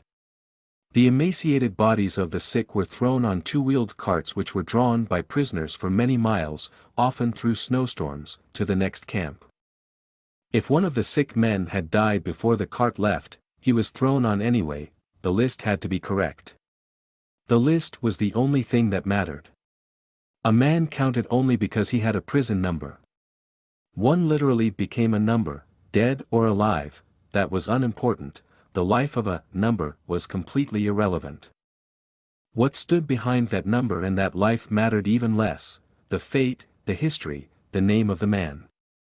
In the transport of sick patients that I, in my capacity as a doctor, had to accompany from one camp in Bavaria to another. There was a young prisoner whose brother was not on the list and therefore would have to be left behind. The young man begged so long that the camp warden decided to work an exchange, and the brother took the place of a man who, at the moment, preferred to stay behind. But the list had to be correct. That was easy. The brother just exchanged numbers with the other prisoner. As I have mentioned before, we had no documents. Everyone was lucky to own his body, which, after all, was still breathing. All else about us, i.e., the rags hanging from our gaunt skeletons, was only of interest if we were assigned to a transport of sick patients. The departing Moslems were examined with unabashed curiosity to see whether their coats or shoes were not better than one's own. After all, their fates were sealed. But those who stayed behind in camp, who were still capable of some work, had to make use of every means to improve their chances of survival. They were not sentimental. The prisoners saw themselves completely dependent on the moods of the guards, playthings of fate, and this made them even less human than the circumstances warranted. In Auschwitz I had laid down a rule for myself which proved to be a good one and which most of my comrades later followed. I generally answered all kinds of questions truthfully. But I was silent about anything that was not expressly asked for. If I were asked my age, I gave it. If asked about my profession, I said, doctor, but did not elaborate. The first morning in Auschwitz an SS officer came to the parade ground. We had to fall into separate groups of prisoners, over 40 years, under 40 years, metal workers, mechanics, and so forth. Then we were examined for ruptures and some prisoners had to form a new group. The group that I was in was driven to another hut, where we lined up again. After being sorted out once more and having answered questions as to my age and profession, I was sent to another small group. Once more we were driven to another hut and grouped differently. This continued for some time, and I became quite unhappy, finding myself among strangers who spoke unintelligible foreign languages. Then came the last selection, and I found myself back in the group that had been with me in the first hut. They had barely noticed that I had been sent from hut to hut in the meantime. But I was aware that in those few minutes fate had passed me in many different forms. When the transport of sick patients for the rest camp was organized, my name, that is, my number, was put on the list, since a few doctors were needed. But no one was convinced that the destination was really a rest camp. A few weeks previously the same transport had been prepared. Then, too, everyone had thought that it was destined for the gas ovens. When it was announced that anyone who volunteered for the dreaded night shift would be taken off the transport list, 82 prisoners volunteered immediately. A quarter of an hour later the transport was cancelled, but the 82 stayed on the list for the night shift. For the majority of them, this meant death within the next fortnight. Now the transport for the rest camp was arranged for the second time. Again no one knew whether this was a ruse to obtain the last bit of work from the sick, if only for 14 days, or whether it would go to the gas ovens or to a genuine rest camp. The chief doctor, who had taken a liking to me, told me furtively one evening at 9:45, "I have made it known in the orderly room that you can still have your name crossed off the list, you may do so up till 10 o'clock. I told him that this was not my way, that I had learned to let fate take its course. I might as well stay with my friends, I said. There was a look of pity in his eyes, as if he knew. He shook my hand silently, as though it were a farewell, not for life, but from life. Slowly I walked back to my hut. There I found a good friend waiting for me. "You really want to go with them?" he asked sadly. "Yes, I am going." Tears came to his eyes and I tried to comfort him. Then there was something else to do, to make my will. "Listen, Otto, if I don't get back home to my wife, and if you should see her again, then tell her that I talked of her daily, hourly. You remember. Secondly, I have loved her more than anyone. Thirdly, the short time I have been married to her outweighs everything, even all we have gone through here. Otto, where are you now? Are you alive? What has happened to you since our last hour together? Did you find your wife again? And do you remember how I made you learn my will by heart, word for word, in spite of your childlike tears? The next morning I departed with the transport. This time it was not a ruse. We were not heading for the gas chambers, and we actually did go to a rest camp. Those who had pitied me remained in a camp where famine was to rage even more fiercely than in our new camp. They tried to save themselves, but they only sealed their own fates. Months later, after liberation, I met a friend from the old camp. He related to me how he, as camp policeman, had searched for a piece of human flesh that was missing from a pile of corpses. He confiscated it from a pot in which he found it cooking. Cannibalism had broken out. I had left just in time. Does this not bring to mind the story of death in Tehran? A rich and mighty Persian once walked in his garden with one of his servants. The servant cried that he had just encountered death, who had threatened him. He begged his master to give him his fastest horse so that he could make haste and flee to Tehran, which he could reach that same evening. The master consented and the servant galloped off on the horse. On returning to his house the master himself met death, and questioned him, "Why did you terrify and threaten my servant?" "I did not threaten him, I only showed surprise in still finding him here when I planned to meet him tonight in Tehran," said Death. The camp inmate was frightened of making decisions and of taking any sort of initiative whatsoever. This was the result of a strong feeling that fate was one's master, and that one must not try to influence it in any way, but instead let it take its own course. In addition, there was a great apathy, which contributed in no small part to the feelings of the prisoner. At times, lightning decisions had to be made, decisions which spelled life or death. The prisoner would have preferred to let fate make the choice for him. This escape from commitment was most apparent when a prisoner had to make the decision for or against an escape attempt. In those minutes in which he had to make up his mind, and it was always a question of minutes, he suffered the tortures of hell. Should he make the attempt to flee? Should he take the risk? I, too, experienced this torment. As the battlefront drew nearer, I had the opportunity to escape. A colleague of mine who had to visit huts outside the camp in the course of his medical duties wanted to escape and take me with him. Under the pretense of holding a consultation about a patient whose illness required a specialist's advice, he smuggled me out. Outside the camp, a member of a foreign resistance movement was to supply us with uniforms and documents. At the last moment there were some technical difficulties and we had to return to camp once more. We used this opportunity to provide ourselves with provisions, a few rotten potatoes, and to look for a rucksack. We broke into an empty hut of the women's camp, which was vacant, as the women had been sent to another camp. The hut was in great disorder. It was obvious that many women had acquired supplies and fled. There were rags, straw, rotting food, and broken crockery.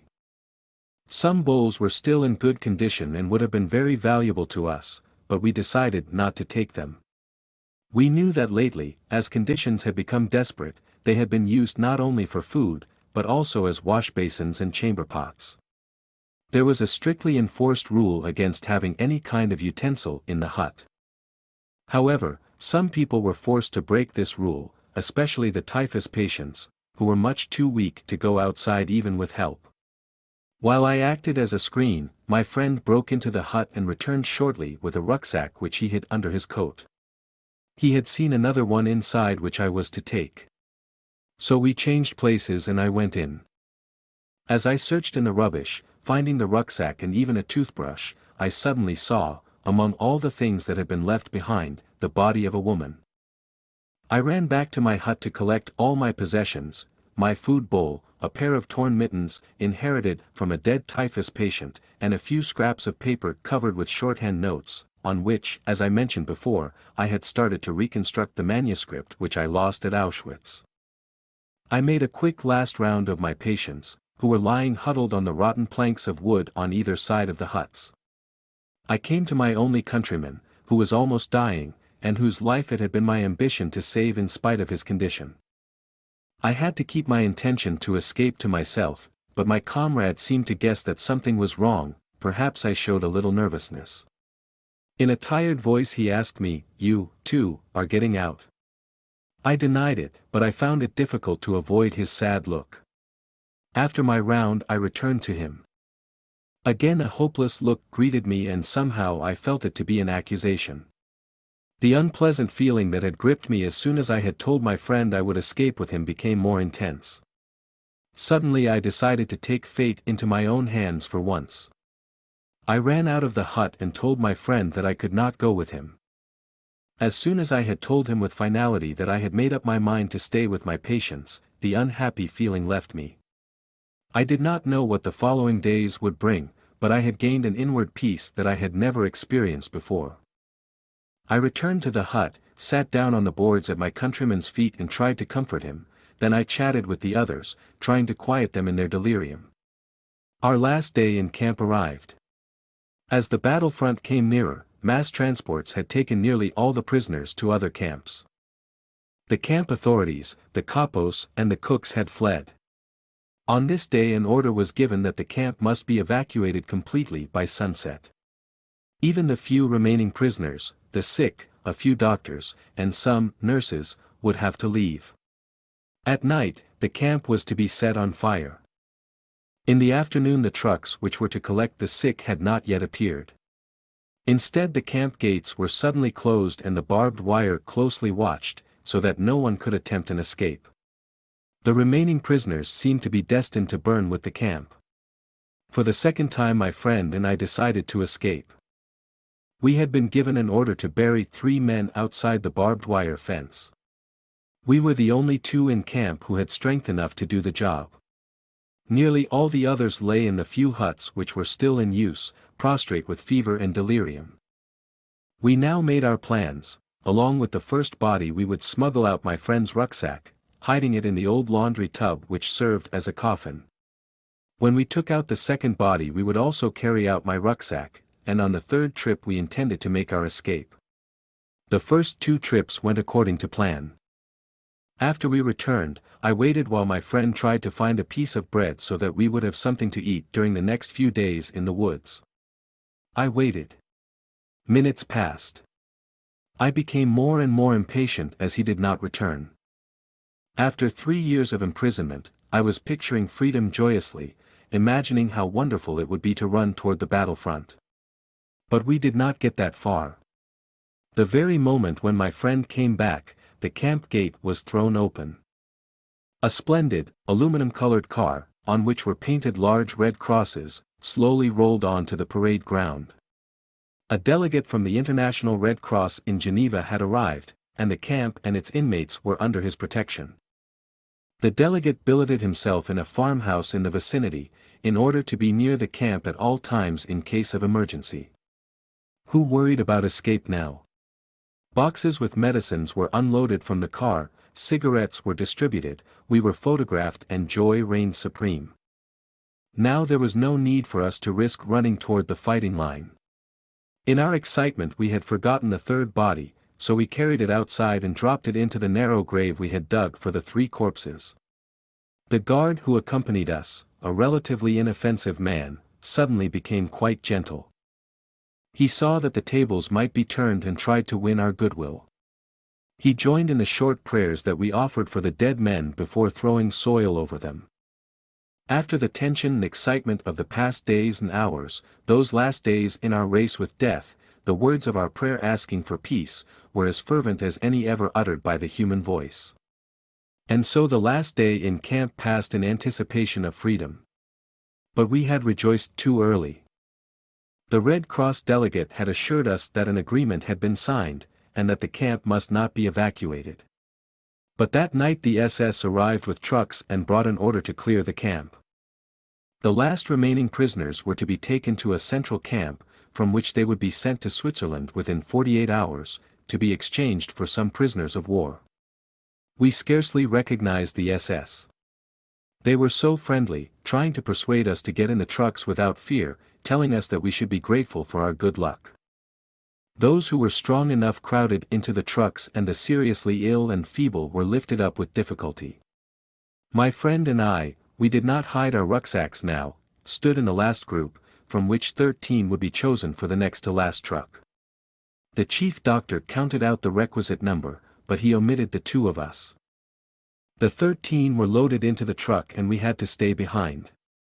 Surprised, very annoyed and disappointed, we blamed the chief doctor, who excused himself by saying that he had been tired and distracted.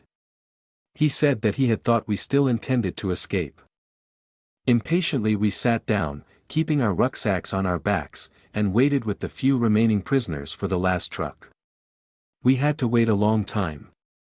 Finally we lay down on the mattresses of the deserted guardroom, exhausted by the excitement of the last few hours and days, during which we had fluctuated continuously between hope and despair. We slept in our clothes and shoes, ready for the journey. The noise of rifles and cannons woke us, the flashes of tracer bullets and gun shots entered the hut. The chief doctor dashed in and ordered us to take cover on the floor. One prisoner jumped on my stomach from the bed above me and with his shoes on. That awakened me all right. Then we grasped what was happening. The battlefront had reached us. The shooting decreased and morning dawned. Outside on the pole at the camp gate a white flag floated in the wind. Many weeks later we found out that even in those last hours fate had toyed with us few remaining prisoners. We found out just how uncertain human decisions are, especially in matters of life and death. I was confronted with photographs which had been taken in a small camp not far from ours. Our friends who had thought they were traveling to freedom that night had been taken in the trucks to this camp, and there they were locked in the huts and burned to death. Their partially charred bodies were recognizable on the photograph. I thought again of death in Tehran. Apart from its role as a defensive mechanism, the prisoner's apathy was also the result of other factors. Hunger and lack of sleep contributed to it, as they do in normal life, also, and to the general irritability which was another characteristic of the prisoner's mental state. The lack of sleep was due partly to the pestering of vermin which infested the terribly overcrowded huts because of the general lack of hygiene and sanitation. The fact that we had neither nicotine nor caffeine also contributed to the state of apathy and irritability. Besides these physical causes, there were mental ones, in the form of certain complexes. The majority of prisoners suffered from a kind of inferiority complex. We all had once been or had fancied ourselves to be somebody. Now we were treated like complete nonentities. The consciousness of one's inner value is anchored in higher, more spiritual things, and cannot be shaken by camp life. But how many free men, let alone prisoners, possess it? Without consciously thinking about it, the average prisoner felt himself utterly degraded. This became obvious when one observed the contrasts offered by the singular sociological structure of the camp. The more prominent prisoners, the kapos, the cooks, the storekeepers, and the camp policemen, did not, as a rule, feel degraded at all, like the majority of prisoners, but on the contrary, promoted. Some even developed miniature delusions of grandeur. The mental reaction of the envious and grumbling majority toward this favored minority found expression in several ways, sometimes in jokes. For instance, I heard one prisoner talk to another about a capo, saying, "Imagine. I knew that man when he was only the president of a large bank. Isn't it fortunate that he has risen so far in the world?" Whenever the degraded majority and the promoted minority came into conflict, and there were plenty of opportunities for this, starting with the distribution of food, the results were explosive. Therefore, the general irritability, whose physical causes were discussed above, became most intense when these mental tensions were added. It is not surprising that this tension often ended in a general fight. Since the prisoner continually witnessed scenes of beatings, the impulse toward violence was increased. I myself felt my fists clench when anger came over me while I was famished and tired. I was usually very tired, since we had to stoke our stove, which we were allowed to keep in our hut for the typhus patients, throughout the nights. However, some of the most idyllic hours I have ever spent were in the middle of the night when all the others were delirious or sleeping. I could lie stretched out in front of the stove and roast a few pilfered potatoes in a fire made from stolen charcoal. But the following day I always felt even more tired, insensitive and irritable. While I was working as a doctor in the typhus block, I also had to take the place of the senior block warden who was ill. Therefore, I was responsible to the camp authority for keeping the hut clean, if clean can be used to describe such a condition. The pretense at inspection to which the hut was frequently submitted was more for the purpose of torture than of hygiene. More food and a few drugs would have helped, but the only concern of the inspectors was whether a piece of straw was left in the center corridor, or whether the dirty, ragged and verminous blankets of the patients were tucked in neatly at their feet. As to the fate of the inmates, they were quite unconcerned. If I reported smartly, whipping my prison cap from my shorn head and clicking my heels, hut number 6/9, 52 patients, 2 nursing orderlies, and 1 doctor, they were satisfied.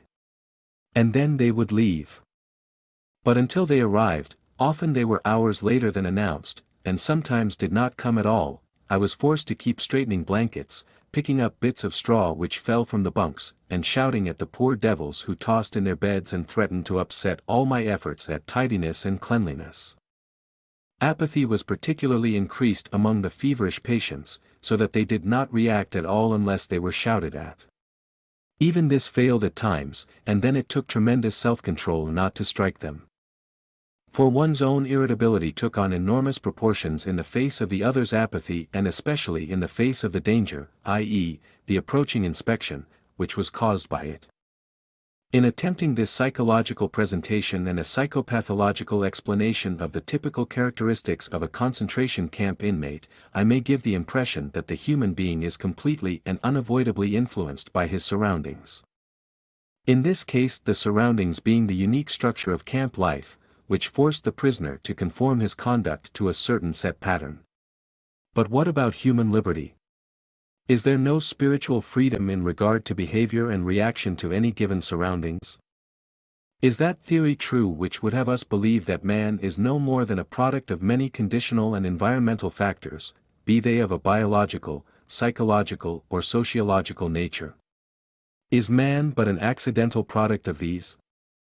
Most important, do the prisoner's reactions to the singular world of the concentration camp prove that man cannot escape the influences of his surroundings? Does man have no choice of action in the face of such circumstances? We can answer these questions from experience as well as on principle. The experiences of camp life show that man does have a choice of action. There were enough examples, often of a heroic nature, which proved that apathy could be overcome, irritability suppressed.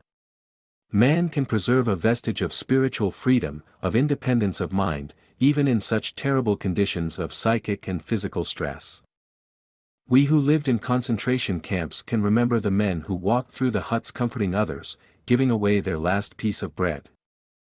They may have been few in number, but they offer sufficient proof that everything can be taken from a man but one thing, the last of the human freedoms, to choose one's attitude in any given set of circumstances, to choose one's own way.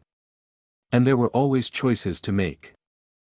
Every day, every hour, offered the opportunity to make a decision which determined whether you would or would not submit to those powers which threatened to rob you of your very self, your inner freedom, which determined whether or not you would become the plaything of circumstance. Renouncing freedom and dignity to become molded into the form of the typical inmate. Seen from this point of view, the mental reactions of the inmates of a concentration camp must seem more to us than the mere expression of certain physical and sociological conditions. Even though conditions such as lack of sleep, insufficient food and various mental stresses may suggest that the inmates were bound to react in certain ways, in the final analysis it becomes clear that the sort of person the prisoner became was the result of an inner decision, and not the result of camp influences alone. Fundamentally, therefore, any man can, even under such circumstances, decide what shall become of him, mentally and spiritually. He may retain his human dignity even in a concentration camp. Dostoevsky said once, "There is only one thing that I dread, not to be worthy of my sufferings." These words frequently came to my mind after I became acquainted with those martyrs whose behavior in camp, whose suffering and death, bore witness to the fact that the last inner freedom cannot be lost.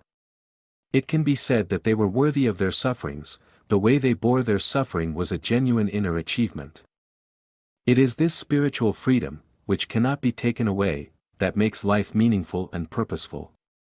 An active life serves the purpose of giving man the opportunity to realize values in creative work, while a passive life of enjoyment affords him the opportunity to obtain fulfillment in experiencing beauty, art, or nature. But there is also purpose in that life which is almost barren of both creation and enjoyment and which admits of but one possibility of high moral behavior, namely, in man's attitude to his existence, an existence restricted by external forces. A creative life and a life of enjoyment are banned to him. But not only creativeness and enjoyment are meaningful. If there is a meaning in life at all, then there must be a meaning in suffering. Suffering is an ineradicable part of life, even as fate and death. Without suffering and death human life cannot be complete. The way in which a man accepts his fate and all the suffering it entails, the way in which he takes up his cross, gives him ample opportunity, even under the most difficult circumstances, to add a deeper meaning to his life. It may remain brave, dignified and unselfish. Or in the bitter fight for self-preservation he may forget his human dignity and become no more than an animal. Here lies the chance for a man either to make use of or to forego the opportunities of attaining the moral values that a difficult situation may afford him. And this decides whether he is worthy of his sufferings or not. Do not think that these considerations are unworldly and too far removed from real life. It is true that only a few people are capable of reaching such high moral standards. Of the prisoners only a few kept their full inner liberty and obtained those values which their suffering afforded, but even one such example is sufficient proof that man's inner strength may raise him above his outward fate. Such men are not only in concentration camps. Everywhere man is confronted with fate, with the chance of achieving something through his own suffering. Take the fate of the sick, especially those who are incurable.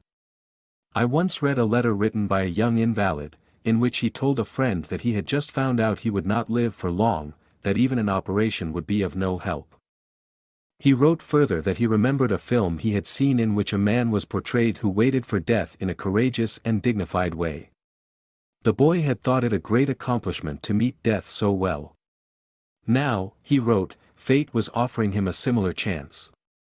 Those of us who saw the film called Resurrection, taken from a book by Tolstoy, years ago, may have had similar thoughts. Here were great destinies and great men. For us, at that time, there was no great fate, there was no chance to achieve such greatness.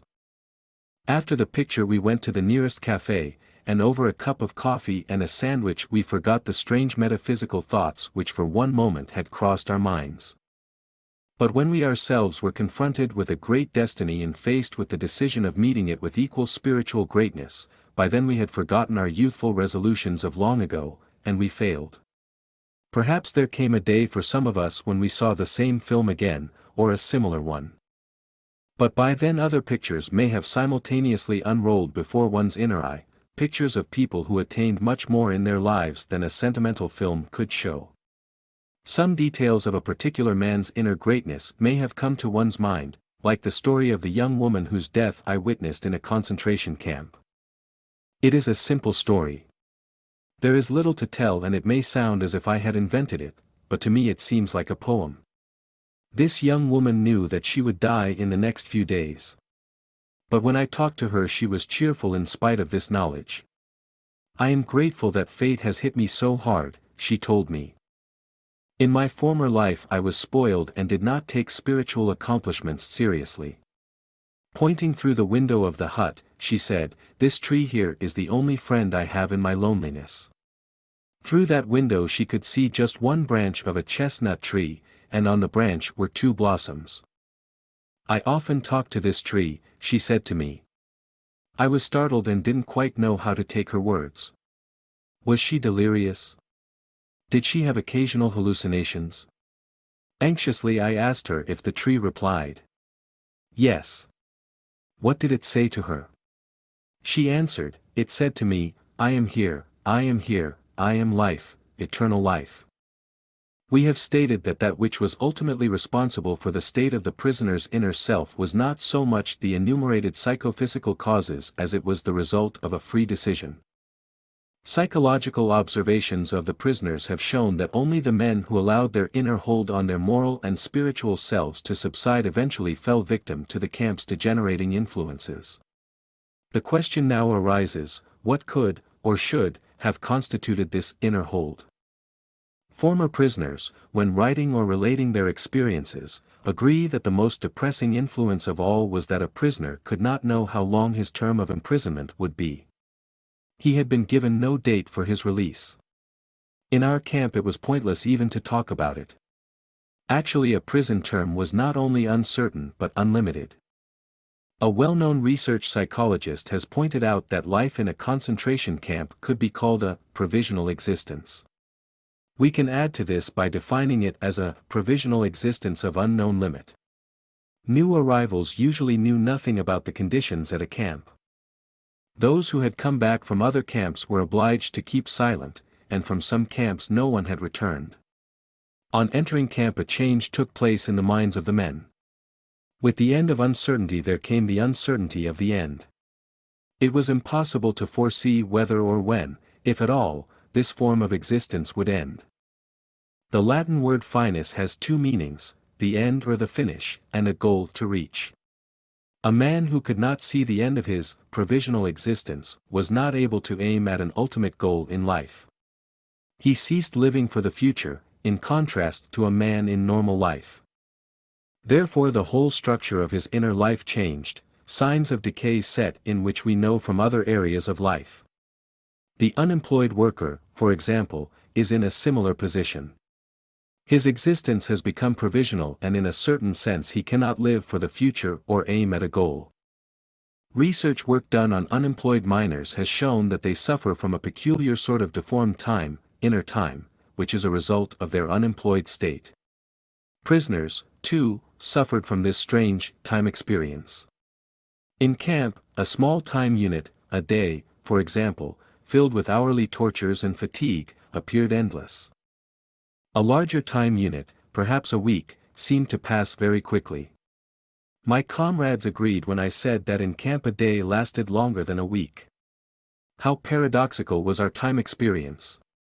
In this connection we are reminded of Thomas Mann's The Magic Mountain, which contains some very pointed psychological remarks. Mann studies the spiritual development of people who are in an analogous psychological position, i.e., tuberculosis patients in a sanatorium who also know no date for their release. They experience a similar existence, without a future and without a goal. One of the prisoners, who on his arrival marched with a long column of new inmates from the station to the camp, told me later that he had felt as though he were marching at his own funeral. His life had seemed to him absolutely without future. He regarded it as over and done, as if he had already died. This feeling of lifelessness was intensified by other causes. In time, it was the limitlessness of the term of imprisonment which was most acutely felt, in space, the narrow limits of the prison. Anything outside the barbed wire became remote, out of reach and, in a way, unreal. The events and the people outside, all the normal life there, had a ghostly aspect for the prisoner. The outside life, that is, as much as he could see of it, appeared to him almost as it might have to a dead man who looked at it from another world. A man who let himself decline because he could not see any future goal found himself occupied with retrospective thoughts. In a different connection, we have already spoken of the tendency there was to look into the past, to help make the present, with all its horrors, less real. But in robbing the present of its reality there lay a certain danger. It became easy to overlook the opportunities to make something positive of camp life, opportunities which really did exist. Regarding our provisional existence as unreal was in itself an important factor in causing the prisoners to lose their hold on life, everything in a way became pointless. Such people forget that often it is just such an exceptionally difficult external situation which gives man the opportunity to grow spiritually beyond himself. Instead of taking the camp's difficulties as a test of their inner strength, they did not take their life seriously and despised it as something of no consequence. They preferred to close their eyes and to live in the past. Life for such people became meaningless. Naturally only a few people were capable of reaching great spiritual heights. But a few were given the chance to attain human greatness even through their apparent worldly failure and death, an accomplishment which in ordinary circumstances they would never have achieved.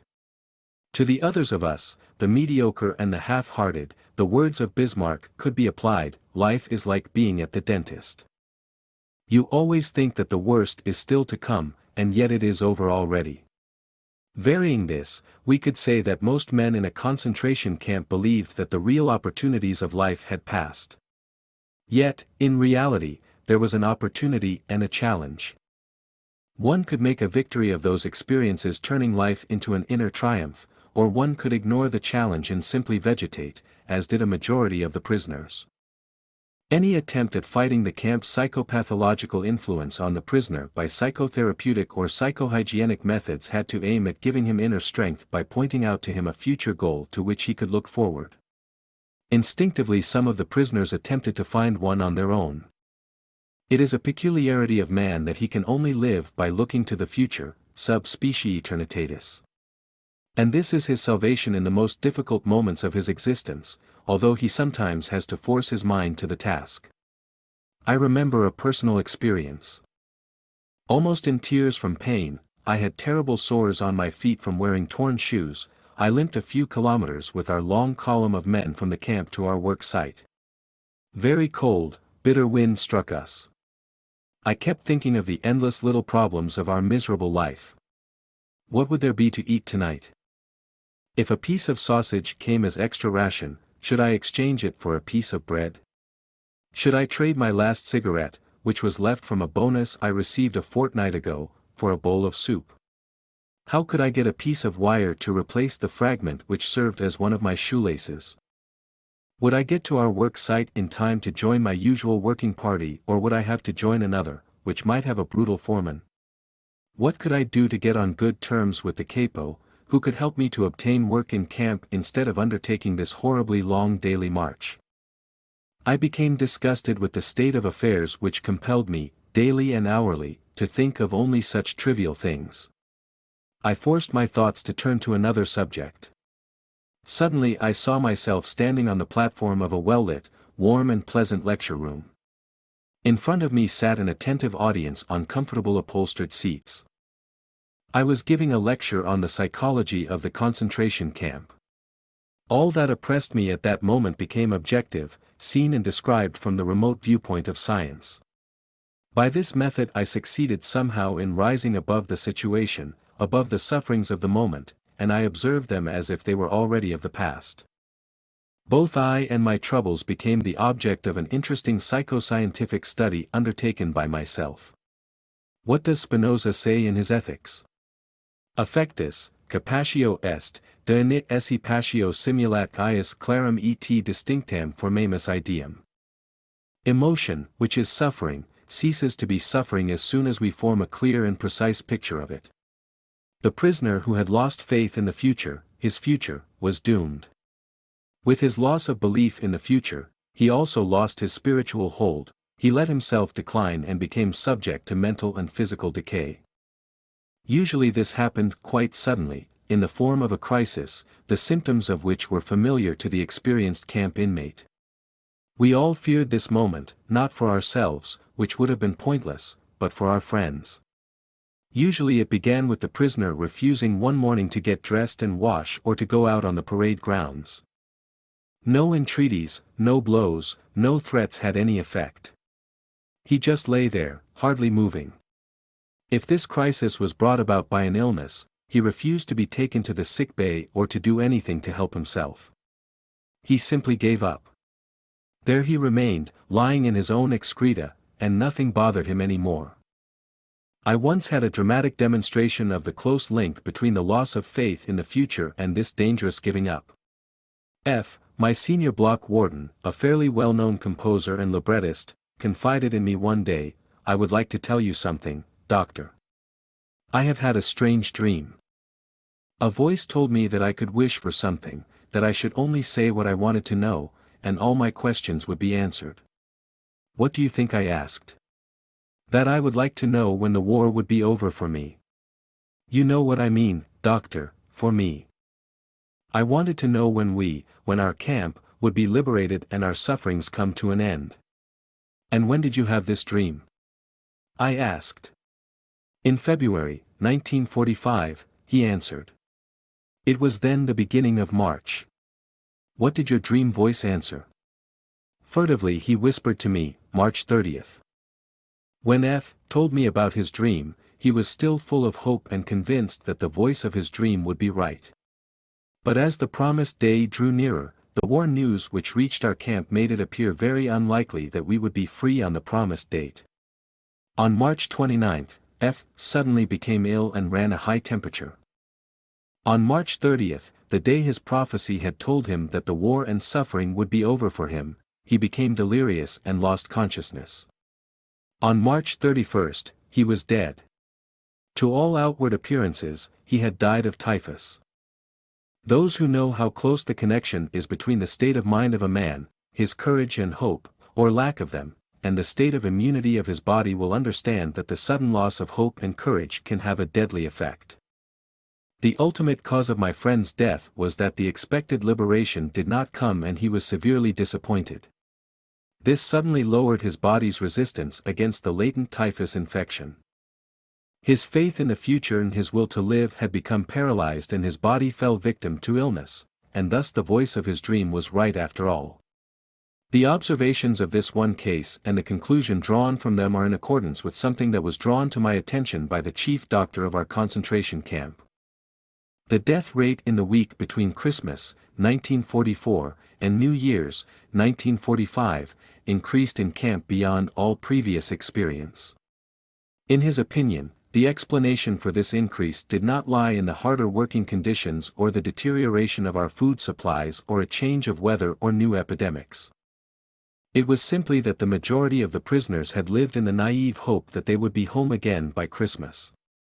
As the time drew near and there was no encouraging news, the prisoners lost courage and disappointment overcame them. This had a dangerous influence on their powers of resistance and a great number of them died.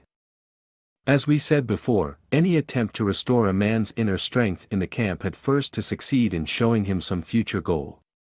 Nietzsche's words, "He who has a why to live for can bear with almost any how," could be the guiding motto for all psychotherapeutic and psychohygienic efforts regarding prisoners. Whenever there was an opportunity for it, one had to give them a why, an aim, for their lives, in order to strengthen them to bear the terrible how of their existence. Woe to him who saw no more sense in his life, no aim, no purpose, and therefore no point in carrying on. He was soon lost. The typical reply with which such a man rejected all encouraging arguments was, "I have nothing to expect from life anymore." What sort of answer can one give to that? What was really needed was a fundamental change in our attitude toward life. We had to learn ourselves and, furthermore, we had to teach the despairing men, that it did not really matter what we expected from life, but rather what life expected from us. We needed to stop asking about the meaning of life, and instead to think of ourselves as those who were being questioned by life, daily and hourly. Our answer must consist, not in talk and meditation, but in right action and in right conduct.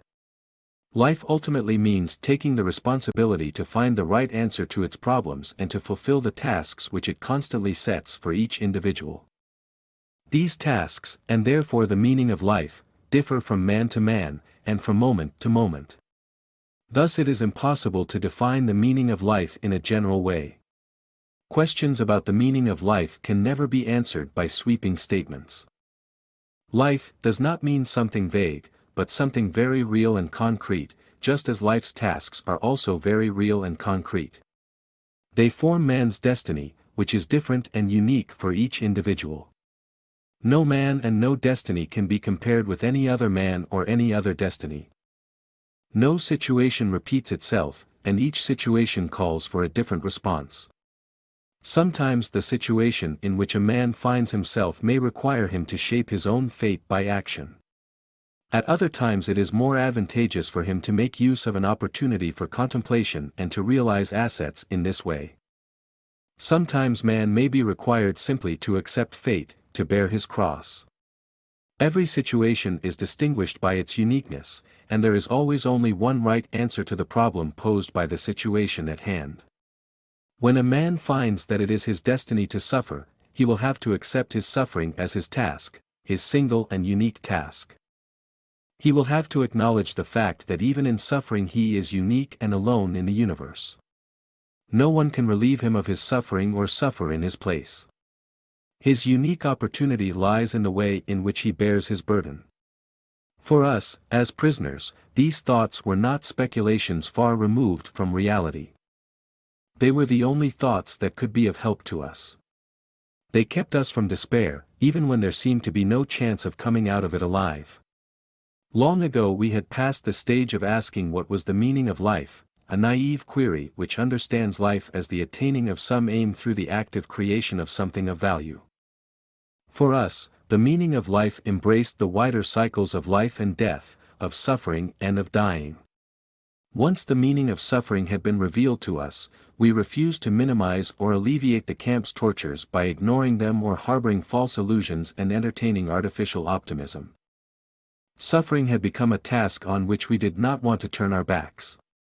We had realized its hidden opportunities for achievement, the opportunities which caused the poet Rilke to write, "Wie viel ist aufzuleiden." How much suffering there is to get through. Rilke spoke of getting through suffering as others would talk of getting through work. There was plenty of suffering for us to get through.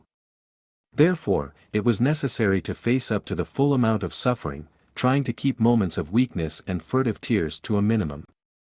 But there was no need to be ashamed of tears, for tears bore witness that a man had the greatest of courage, the courage to suffer.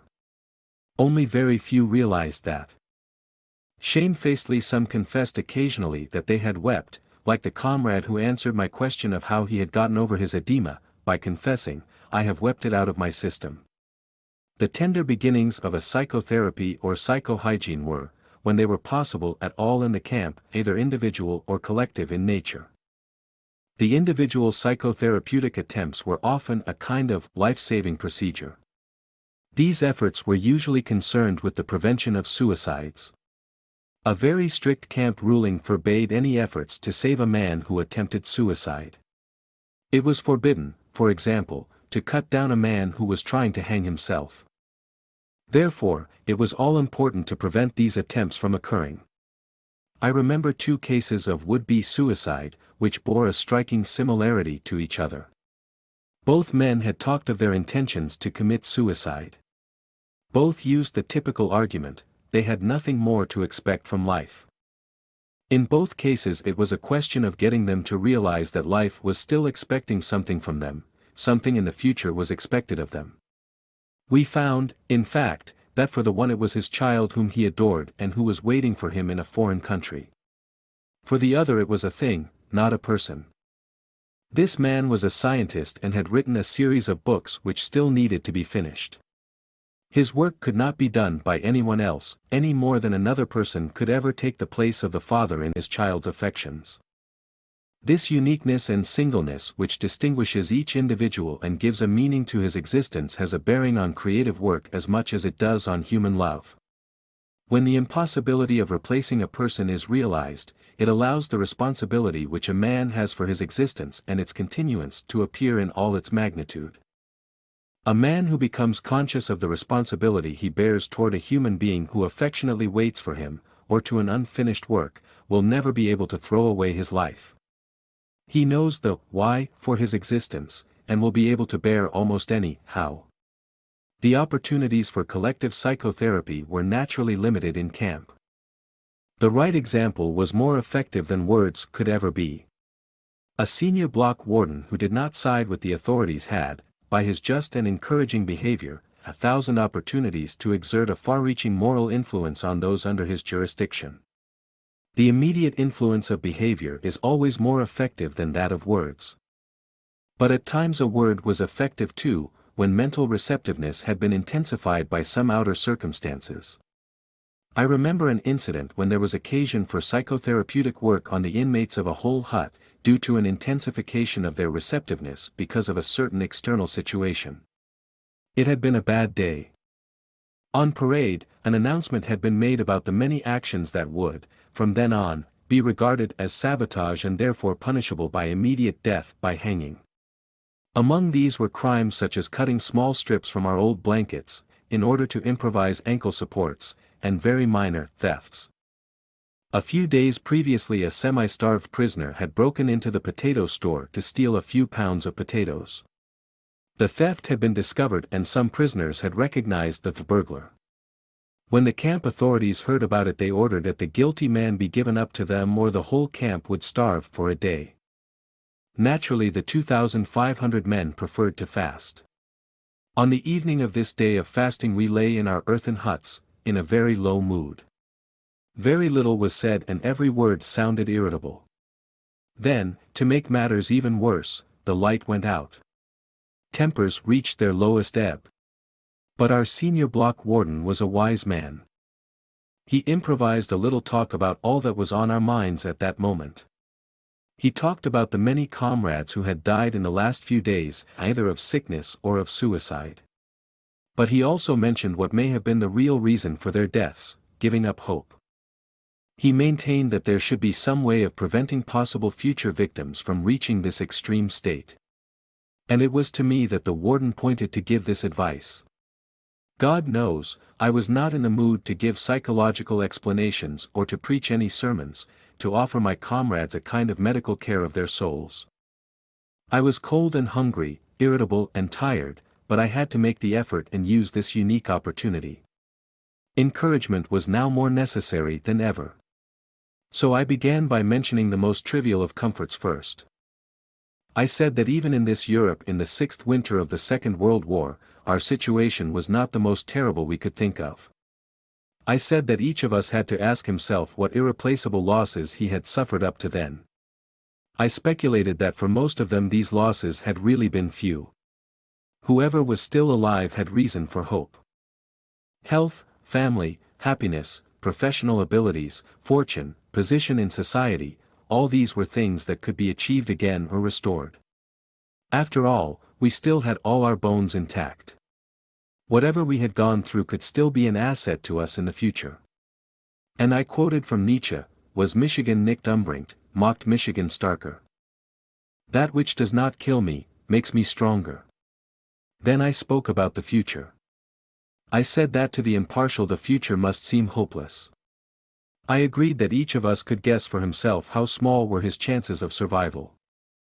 I told them that although there was still no typhus epidemic in the camp, I estimated my own chances at about 1 in 20. But I also told them that, in spite of this, I had no intention of losing hope and giving up. For no man knew what the future would bring, much less the next hour. Even if we could not expect any sensational military events in the next few days, who knew better than we, with our experience of camps, how great chances sometimes opened up, quite suddenly, at least for the individual. For instance, one might be attached unexpectedly to a special group with exceptionally good working conditions, for this was the kind of thing which constituted the luck of the prisoner. But I did not only talk of the future and the veil which was drawn over it. I also mentioned the past, all its joys, and how its light shone even in the present darkness. Again I quoted a poet, to avoid sounding like a preacher myself, who had written, was du erlebst, can kein Machter Welt dar rauben. What you have experienced, no power on earth can take from you. Not only our experiences, but all we have done, whatever great thoughts we may have had, and all we have suffered, all this is not lost, though it is past, we have brought it into being. Having been is also a kind of being, and perhaps the surest kind. Then I spoke of the many opportunities of giving life a meaning. I told my comrades, who lay motionless, although occasionally a sigh could be heard, that human life, under any circumstances, never ceases to have a meaning, and that this infinite meaning of life includes suffering and dying, privation and death. I asked the poor creatures who listened to me attentively in the darkness of the hut to face up to the seriousness of our position. They must not lose hope but should keep their courage in the certainty that the hopelessness of our struggle did not detract from its dignity and its meaning. I said that someone looks down on each of us in difficult hours, a friend, a wife, somebody alive or dead, or a God, and he would not expect us to disappoint him. He would hope to find us suffering proudly, not miserably, knowing how to die. And finally I spoke of our sacrifice, which had meaning in every case. It was in the nature of this sacrifice that it should appear to be pointless in the normal world, the world of material success. But in reality our sacrifice did have a meaning. Those of us who had any religious faith, I said frankly, could understand without difficulty. I told them of a comrade who on his arrival in camp had tried to make a pact with heaven that his suffering and death should save the human being he loved from a painful end. For this man, suffering and death were meaningful, his was a sacrifice of the deepest significance. He did not want to die for nothing. None of us wanted that. The purpose of my words was to find a full meaning in our life, then and there, in that hut and in that practically hopeless situation. I saw that my efforts had been successful. When the electric bulb flared up again, I saw the miserable figures of my friends limping toward me to thank me with tears in their eyes. But I have to confess here that only too rarely had I the inner strength to make contact with my companions in suffering and that I must have missed many opportunities for doing so. We now come to the third stage of a prisoner's mental reactions, the psychology of the prisoner after his liberation. But prior to that we shall consider a question which the psychologist is asked frequently, especially when he has personal knowledge of these matters: what can you tell us about the psychological makeup of the camp guards? How is it possible that men of flesh and blood could treat others as so many prisoners say they have been treated? Having once heard these accounts and having come to believe that these things did happen, one is bound to ask how, psychologically, they could happen. To answer this question without going into great detail, a few things must be pointed out. First, among the guards there were some sadists in the purest clinical sense. Second, these sadists were always selected when a really severe detachment of guards was needed. There was great joy at our work site when we had permission to warm ourselves for a few minutes, after 2 hours of work in the bitter frost, in front of a little stove which was fed with twigs and scraps of wood. But there were always some foremen who found a great pleasure in taking this comfort from us. How clearly their faces reflected this pleasure when they not only forbade us to stand there but turned over the stove and dumped its lovely fire into the snow. When the SS took a dislike to a person, there was always some special man in their ranks known to have a passion for, and to be highly specialized in, sadistic torture, to whom the unfortunate prisoner was sent. Third, the feelings of the majority of the guards had been dulled by the number of years in which, in ever-increasing doses, they had witnessed the brutal methods of the camp. These morally and mentally hardened men at least refused to take active part in sadistic measures. But they did not prevent others from carrying them out. Fourth, it must be stated that even among the guards there were some who took pity on us. I shall only mention the commander of the camp from which I was liberated. It was found after the liberation, only the camp doctor, a prisoner himself, had known of it previously, that this man had paid no small sum of money from his own pocket in order to purchase medicines for his prisoners from the nearest market town. But the senior camp warden, a prisoner himself, was harder than any of the SS guards. He beat the other prisoners at every slightest opportunity, while the camp commander, to my knowledge, never once lifted his hand against any of us. It is apparent that the mere knowledge that a man was either a camp guard or a prisoner tells us almost nothing. Human kindness can be found in all groups, even those which as a whole it would be easy to condemn. The boundaries between groups overlapped, and we must not try to simplify matters by saying that these men were angels and those were devils. Certainly, it was a considerable achievement for a guard or foreman to be kind to the prisoners in spite of all the camp's influences, and, on the other hand, the baseness of a prisoner who treated his own companions badly was exceptionally contemptible. Obviously the prisoners found the lack of character in such men especially upsetting, while they were profoundly moved by the smallest kindness received from any of the guards. I remember how one day a foreman secretly gave me a piece of bread which I knew he must have saved from his breakfast ration. It was far more than the small piece of bread which moved me to tears at that time. It was the human something which this man also gave to me, the word and look which accompanied the gift. From all this we may learn that there are two races of men in this world, but only these two, the race of the decent man and the race of the indecent man. Both are found everywhere, they penetrate into all groups of society. No group consists entirely of decent or indecent people. In this sense, no group is of pure race, and therefore one occasionally found a decent fellow among the camp guards. Life in a concentration camp tore open the human soul and exposed its depths. Is it surprising that in those depths we again found only human qualities which in their very nature were a mixture of good and evil? The rift dividing good from evil, which goes through all human beings, reaches into the lowest depths and becomes apparent even on the bottom of the abyss which is laid open by the concentration camp.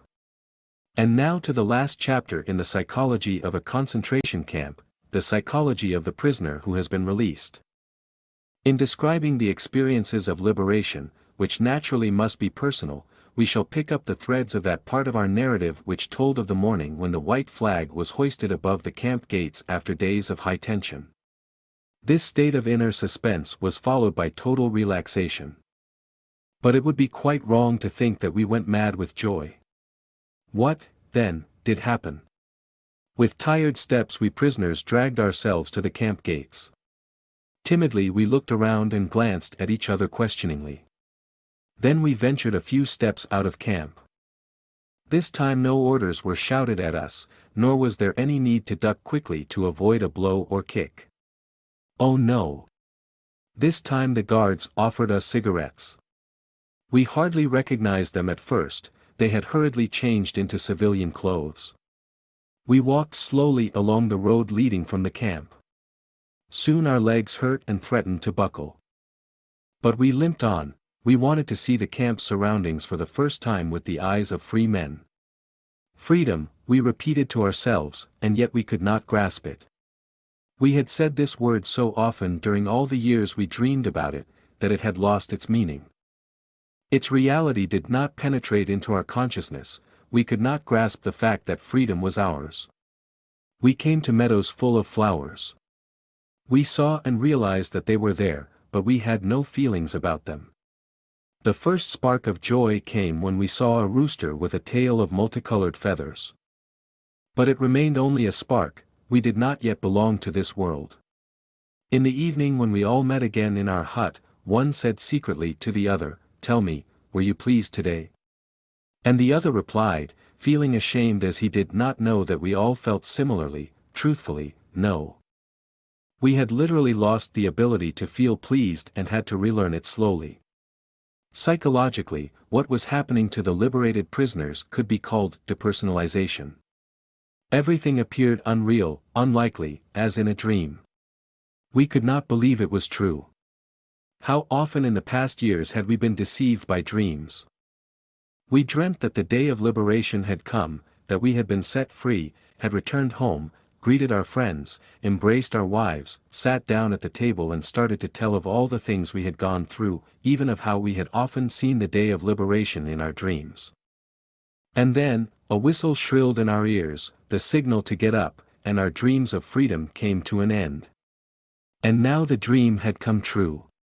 But could we truly believe in it? The body has fewer inhibitions than the mind. It made good use of the new freedom from the first moment on. It began to eat ravenously, for hours and days, even half the night. It is amazing what quantities one can eat. And when one of the prisoners was invited out by a friendly farmer in the neighborhood, he ate and then drank coffee, which loosened his tongue, and he then began to talk, often for hours. The pressure which had been on his mind for years was released at last. Hearing him talk, one got the impression that he had to talk, that his desire to speak was irresistible. I have known people who have been under heavy pressure only for a short time, for example, through a cross-examination by the Gestapo, to have similar reactions. Many days passed, until not only the tongue was loosened, but something within oneself as well, then feeling suddenly broke through the strange fetters which had restrained it. One day, a few days after the liberation, I walked through the country past flowering meadows, for miles and miles, toward the market town near the camp. Larks rose to the sky and I could hear their joyous song. There was no one to be seen for miles around, there was nothing but the wide earth and sky and the lark's jubilation and the freedom of space. I stopped, looked around, and up to the sky, and then I went down on my knees. At that moment there was very little I knew of myself or of the worlds. I had but one sentence in mind, always the same: I called to the Lord from my narrow prison and he answered me in the freedom of space. How long I knelt there and repeated this sentence memory can no longer recall. But I know that on that day, in that hour, my new life started. Step for step I progressed, until I again became a human being. The way that led from the acute mental tension of the last days in camp, from that war of nerves to mental peace, was certainly not free from obstacles.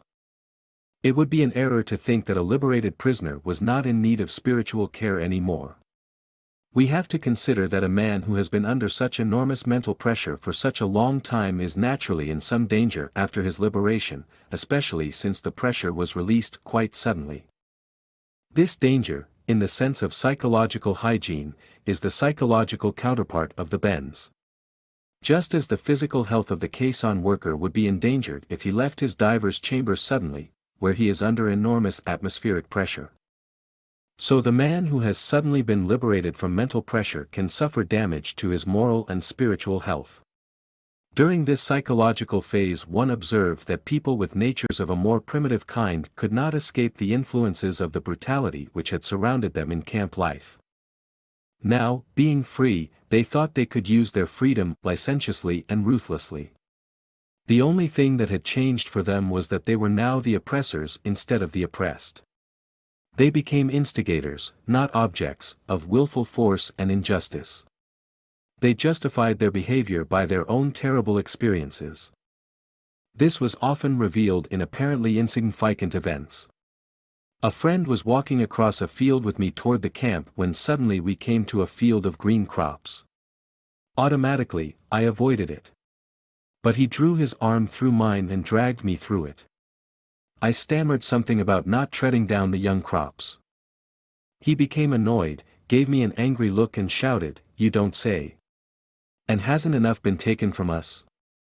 My wife and child have been gassed, not to mention everything else, and you would forbid me to tread on a few stalks of oats." Only slowly could these men be guided back to the commonplace truth that no one has the right to do wrong, not even if wrong has been done to them. We had to strive to lead them back to this truth, or the consequences would have been much worse than the loss of a few thousand stalks of oats.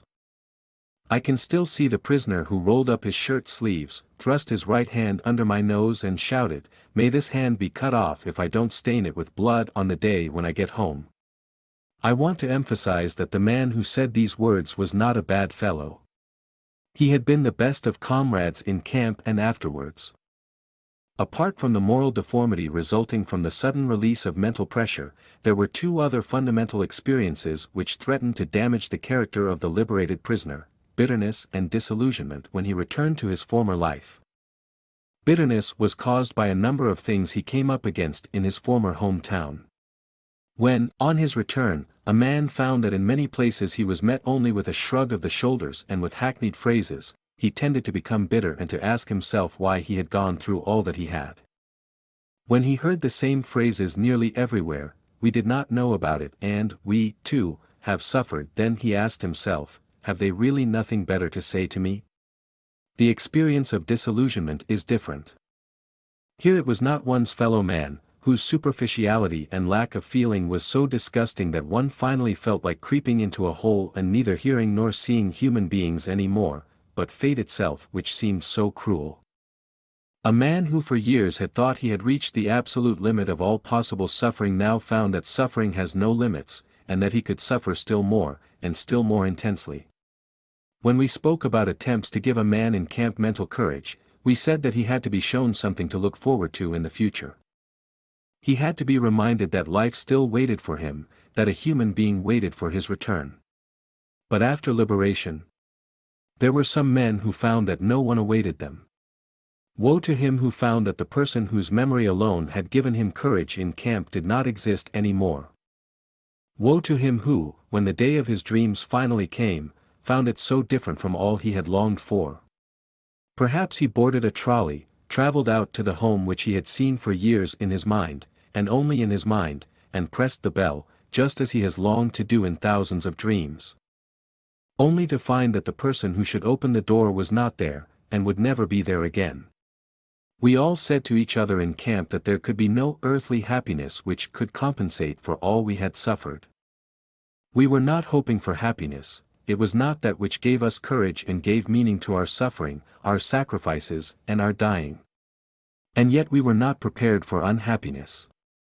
This disillusionment, which awaited not a small number of prisoners, was an experience which these men have found very hard to get over and which, for a psychiatrist, is also very difficult to help them overcome. But this must not be a discouragement to him, on the contrary, it should provide an added stimulus. But for every one of the liberated prisoners, the day comes when, looking back on his camp experiences, he can no longer understand how he endured it all.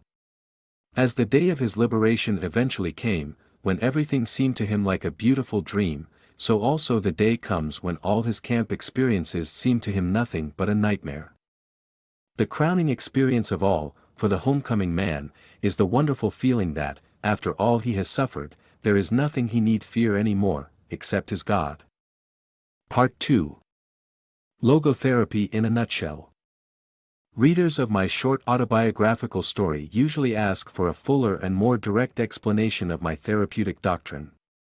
Accordingly, I added a brief section on logotherapy to the original edition of From Death Camp to Existentialism. But that was not enough, and I have been besieged by requests for a more extended treatment. Therefore, in the present edition I have completely rewritten and considerably expanded my account. The assignment was not easy. To convey to the reader within a short space all the material which required 20 volumes in German is an almost hopeless task. I am reminded of the American doctor who once turned up in my office in Vienna and asked me, "Now, doctor, are you a psychoanalyst?"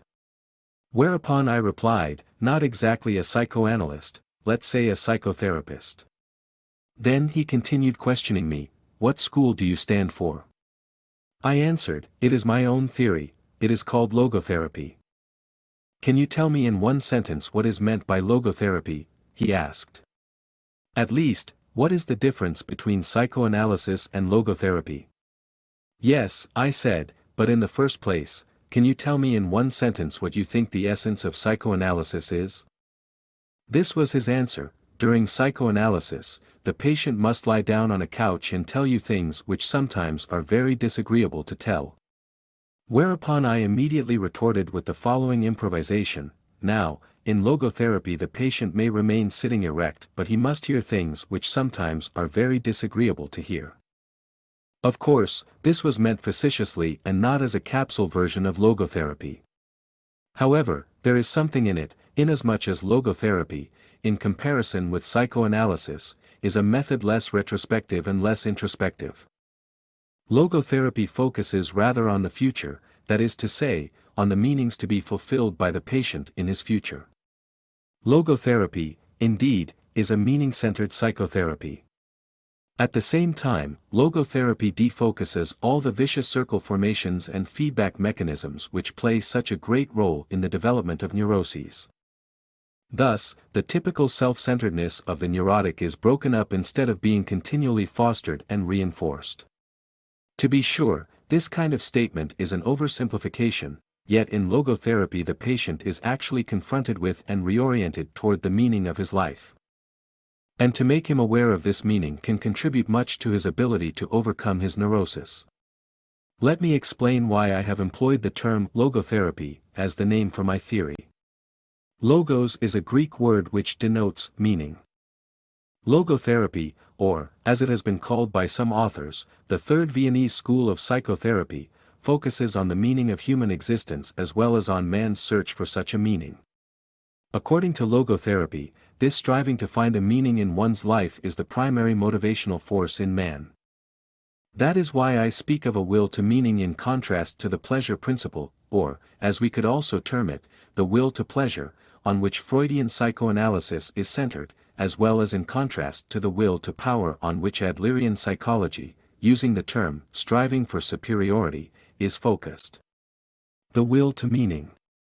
Man's search for meaning is the primary motivation in his life and not a secondary rationalization of instinctual drives. This meaning is unique and specific in that it must and can be fulfilled by him alone, only then does it achieve a significance which will satisfy his own will to meaning. There are some authors who contend that meanings and values are nothing but defense mechanisms, reaction formations and sublimations. But as for myself, I would not be willing to live merely for the sake of my defense mechanisms, nor would I be ready to die merely for the sake of my reaction formations. Man, however, is able to live and even to die for the sake of his ideals and values.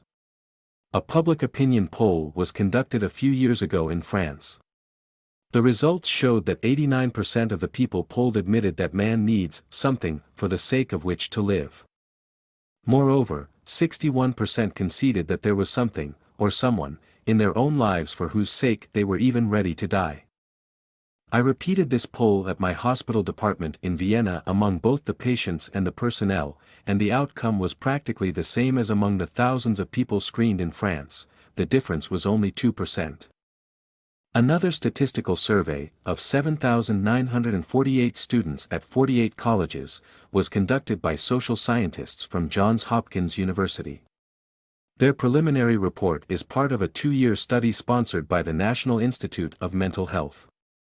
Asked what they considered very important to them now, 16% of the students checked making a lot of money, 78% said their first goal was finding a purpose and meaning to my life.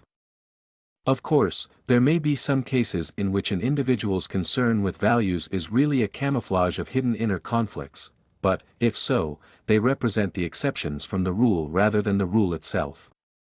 In these cases we have actually to deal with pseudo-values, and as such they have to be unmasked. Unmasking, however, should stop as soon as one is confronted with what is authentic and genuine in man, e.g., man's desire for a life that is as meaningful as possible. If it does not stop then, the only thing that the unmasking psychologist really unmasks is his own hidden motive, namely, his unconscious need to debase and depreciate what is genuine, what is genuinely human, in man. Existential frustration. Man's will to meaning can also be frustrated, in which case logotherapy speaks of existential frustration. The term existential may be used in 3 ways, to refer to, 1. Existence itself, i.e., the specifically human mode of being, 2. The meaning of existence, and 3. The striving to find a concrete meaning in personal existence. That is to say, the will to meaning. Existential frustration can also result in neuroses. For this type of neuroses, logotherapy has coined the term noogenic neuroses, in contrast to neuroses in the traditional sense of the word, i.e., psychogenic neuroses. Noogenic neuroses have their origin not in the psychological but rather in the noological, from the Greek noos meaning mind, dimension of human existence. This is another logotherapeutic term which denotes anything pertaining to the specifically human dimension. Noogenic neuroses. Noogenic neuroses do not emerge from conflicts between drives and instincts but rather from existential problems. Among such problems, the frustration of the will to meaning plays a large role. It is obvious that in noogenic cases the appropriate and adequate therapy is not psychotherapy in general but rather logotherapy, a therapy, that is, which dares to enter the specifically human dimension. Let me quote the following instance. A high-ranking American diplomat came to my office in Vienna in order to continue psychoanalytic treatment which he had begun 5 years previously with an analyst in New York. At the outset I asked him why he thought he should be analyzed, why his analysis had been started in the first place. It turned out that the patient was discontented with his career and found it most difficult to comply with American foreign policy.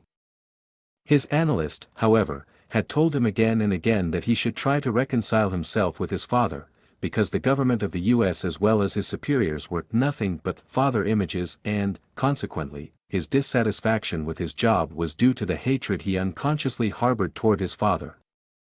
Through an analysis lasting 5 years, the patient had been prompted more and more to accept his analyst's interpretations until he finally was unable to see the forest of reality for the trees of symbols and images. After a few interviews, it was clear that his will to meaning was frustrated by his vocation, and he actually longed to be engaged in some other kind of work. As there was no reason for not giving up his profession and embarking on a different one, he did so, with most gratifying results. He has remained contented in this new occupation for over 5 years, as he recently reported. I doubt that, in this case, I was dealing with a neurotic condition at all, and that is why I thought that he did not need any psychotherapy, nor even logotherapy, for the simple reason that he was not actually a patient. Not every conflict is necessarily neurotic, some amount of conflict is normal and healthy. In a similar sense, suffering is not always a pathological phenomenon. Rather than being a symptom of neurosis, suffering may well be a human achievement, especially if the suffering grows out of existential frustration. I would strictly deny that one's search for a meaning to his existence, or even his doubt of it, in every case is derived from, or results in, any disease. Existential frustration is in itself neither pathological nor pathogenic. A man's concern, even his despair, over the worthwhileness of life is an existential distress but by no means a mental disease. It may well be that interpreting the first in terms of the latter motivates a doctor to bury his patient's existential despair under a heap of tranquilizing drugs. It is his task, rather, to pilot the patient through his existential crisis of growth and development. Logotherapy regards its assignment as that of assisting the patient to find meaning in his life. Inasmuch as logotherapy makes him aware of the hidden logos of his existence, it is an analytical process. To this extent, logotherapy resembles psychoanalysis. However, in logotherapy's attempt to make something conscious again, it does not restrict its activity to instinctual facts within the individual's unconscious but also cares for existential realities, such as the potential meaning of his existence to be fulfilled as well as his will to meaning. Any analysis, however, even when it refrains from including the noological dimension in its therapeutic process, tries to make the patient aware of what he actually longs for in the depth of his being. Logotherapy deviates from psychoanalysis insofar as it considers man a being whose main concern consists in fulfilling a meaning, rather than in the mere gratification and satisfaction of drives and instincts or in merely reconciling the conflicting claims of id, ego and superego. Or in the mere adaptation and adjustment to society and environment. Noodynamics. To be sure, man's search for meaning may arouse inner tension rather than inner equilibrium. However, precisely such tension is an indispensable prerequisite of mental health. There is nothing in the world, I venture to say, that would so effectively help one to survive even the worst conditions as the knowledge that there is a meaning in one's life. There is much wisdom in the words of Nietzsche, he who has a why to live for can bear almost any how. I can see in these words a motto which holds true for any psychotherapy. In the Nazi concentration camps, one could have witnessed that those who knew that there was a task waiting for them to fulfill were most apt to survive. The same conclusion has since been reached by other authors of books on concentration camps, and also by psychiatric investigations into Japanese, North Korean and North Vietnamese prisoner of war camps. As for myself, when I was taken to the concentration camp of Auschwitz, a manuscript of mine ready for publication was confiscated. Certainly, my deep desire to write this manuscript anew helped me to survive the rigors of the camps I was in. For instance, when in a camp in Bavaria I fell ill with typhus fever, I jotted down on little scraps of paper many notes intended to enable me to rewrite the manuscript, should I live to the day of liberation. I am sure that this reconstruction of my lost manuscript in the dark barracks of a Bavarian concentration camp assisted me in overcoming the danger of cardiovascular collapse. Thus it can be seen that mental health is based on a certain degree of tension, the tension between what one has already achieved and what one still ought to accomplish, or the gap between what one is and what one should become. Such a tension is inherent in the human being and therefore is indispensable to mental well-being. We should not, then, be hesitant about challenging man with a potential meaning for him to fulfill. It is only thus that we evoke his will to meaning from its state of latency.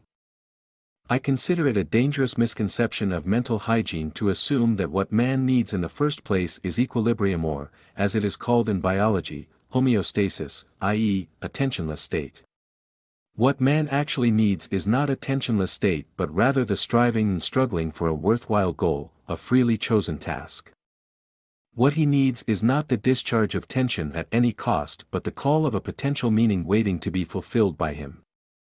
What man needs is not homeostasis but what I call neodynamics, i.e., the existential dynamics in a polar field of tension where one pole is represented by a meaning that is to be fulfilled and the other pole by the man who has to fulfill it. And one should not think that this holds true only for normal conditions. In neurotic individuals, it is even more valid. If architects want to strengthen a decrepit arch, they increase the load which is laid upon it, for thereby the parts are joined more firmly together. So if therapists wish to foster their patients' mental health, they should not be afraid to create a sound amount of tension through a reorientation toward the meaning of one's life. Having shown the beneficial impact of meaning orientation, I turn to the detrimental influence of that feeling of which so many patients complain today, namely the feeling of the total and ultimate meaninglessness of their lives. They lack the awareness of a meaning worth living for. They are haunted by the experience of their inner emptiness, a void within themselves. They are caught in that situation which I have called the existential vacuum. The existential vacuum. The existential vacuum is a widespread phenomenon of the 20th century. This is understandable. It may be due to a twofold loss which man has had to undergo since he became a truly human being. At the beginning of human history, man lost some of the basic animal instincts in which an animal's behavior is embedded and by which it is secured. Such security, like paradise, is closed to man forever. Man has to make choices. In addition to this, however, man has suffered another loss in his more recent development inasmuch as the traditions which buttressed his behavior are now rapidly diminishing. No instinct tells him what he has to do, and no tradition tells him what he ought to do. Sometimes he does not even know what he wishes to do. Instead, he either wishes to do what other people do, conformism, or he does what other people wish him to do, totalitarianism. A statistical survey recently revealed that among my European students, 25% showed a more or less marked degree of existential vacuum. Among my American students it was not 25 but 60%. The existential vacuum manifests itself mainly in a state of boredom. Now we can understand Schopenhauer when he said that mankind was apparently doomed to vacillate eternally between the two extremes of distress and boredom. In actual fact, boredom is now causing, and certainly bringing to psychiatrists, more problems to solve than distress. And these problems are growing increasingly crucial, for progressive automation will probably lead to an enormous increase in the leisure hours available to the average worker. The pity of it is that many of these will not know what to do with all their newly acquired free time.